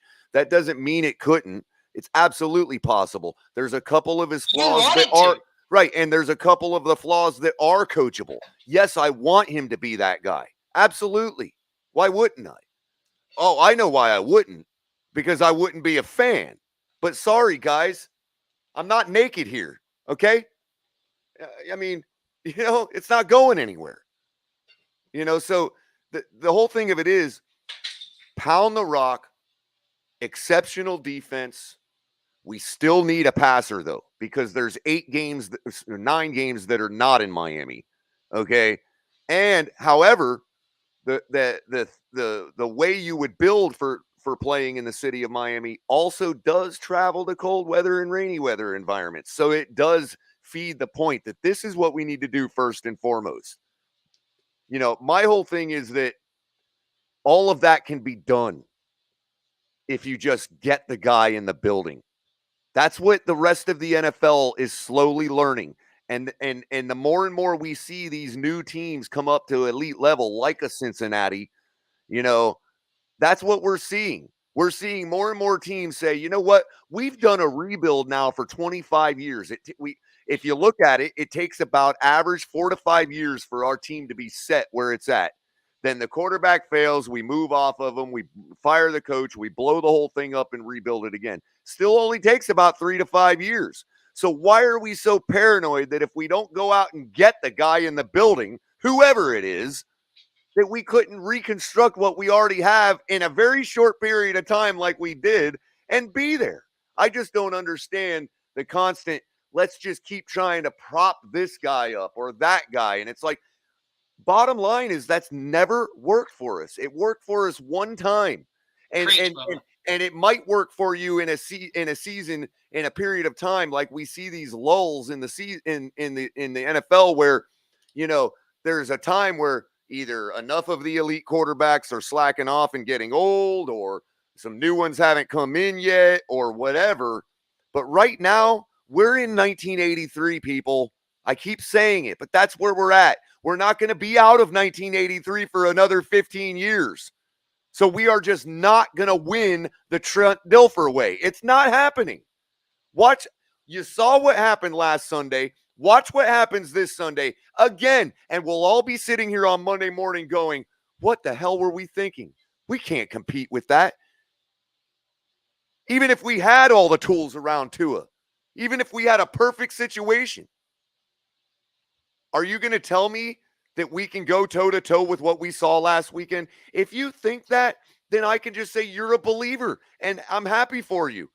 And if it means that I eat crow in the long run, right here, this is great for crow. Since they said it has to come with the crow shit, I'm getting off the jerk seasoning and I'm going with Maggi.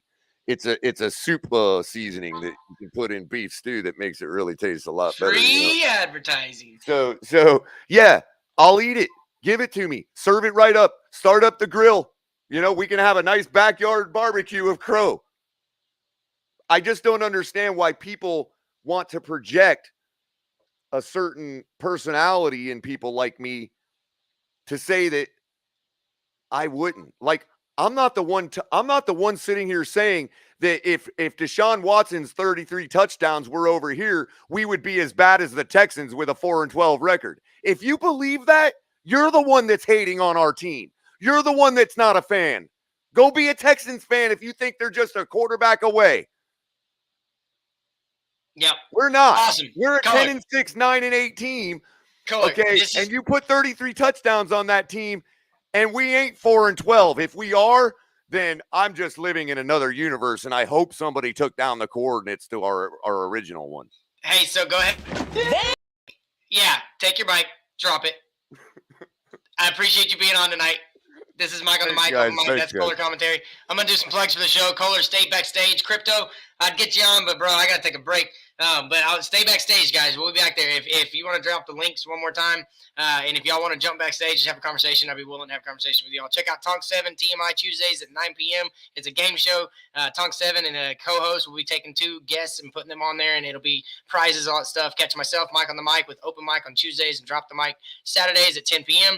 Be looking out for something super, super special tomorrow or Monday. Cashing tickets with Brandon the Bookie, Big Kev, Wizard of Oz. Again, the most educational betting show you will ever find. Wizard of Oz is on point. He is a wizard. Always don't forget about the Fins tailgate. And guys, tomorrow El Capitan's going to try and call both games. If you want comedy, if you want some really funny commentary and some play-by-play, maybe the game gets out of hand and you're bored, tune in. If you're just going to put it on the side, yeah, as always, check out Color Commentary. He's there all the time. But El Capitan, Uriah. Really, bro? Oh, goodness. These Tua haters, they come in big. So this is how I'm gonna close my show, guys. To the Tua haters, I think he's had enough. No matter how much you hate him, no matter how much you don't like him, no matter how much he doesn't pass the eye test, no matter how much to you it's excuses, no matter what, let's lay off of him. Just a little bit, maybe. Just a little bit. He's still a young kid. I remember getting bullied. Getting bullied by the media. Well, the fans, not the media, but the fans. We're giving the kid a hard time. And I say we because I've been in the same boat. But I put my pitchfork away. To Tuanon.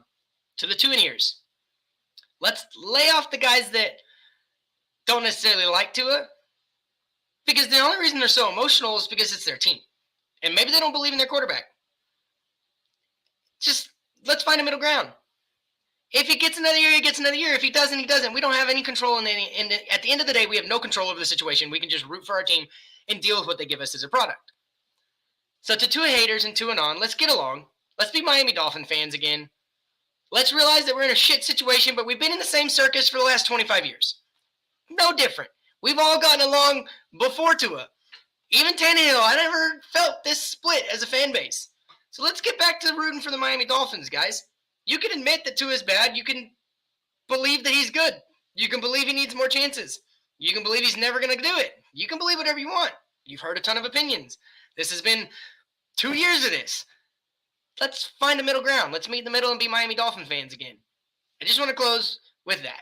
I love Miami Dolphins. I feel like we should all get back to our roots, root for the aqua and orange, and desire a championship, but we haven't been any closer than we had, or we haven't been that close to truly taste it. That desire's never gone away. We've dealt with trash at the QB position. We've dealt with trash at head coaching position. We've dealt with trash in the draft. We've dealt with trash for a long time. Players that probably shouldn't be on the field. And the Miami Dolphins give them a chance. But they're still our team. It's still the Miami Dolphins. We can want what we think is best, but the product they put on the field is what we have to deal with. So Tua haters, Tua on, let's kiss and make up. Let's be Miami Dolphin fans again. Let's stop attacking people that believe strongly one way or strongly the other way. It's good radio. It's good TV. I love the arguing. I love the drama. I love getting my popcorn out and watching the show. I do. But it's getting kind of like personal. And people are really trying to like destroy other people. And it is cancel culture. And I'm not saying anybody's going to get canceled, but like that's what it feels like is if you believe in Tua, well, then, you're on this side. And if you don't believe in Tua, you're on this side. And this side is going to cancel this side. And this side is going to cancel this side. And they just want you to like go away. And I don't want any of my Dolphin fans, my Miami Dolphin Fin family. I don't want anybody going away. I want us all to root for our team. Thank y'all so much for joining us tonight. Please like, share, subscribe. This is Mike on the Mic on Drop the Mic Saturday night on the Fins Tailgate, the tailgate party that never stops. Thank you. Peace out, everybody.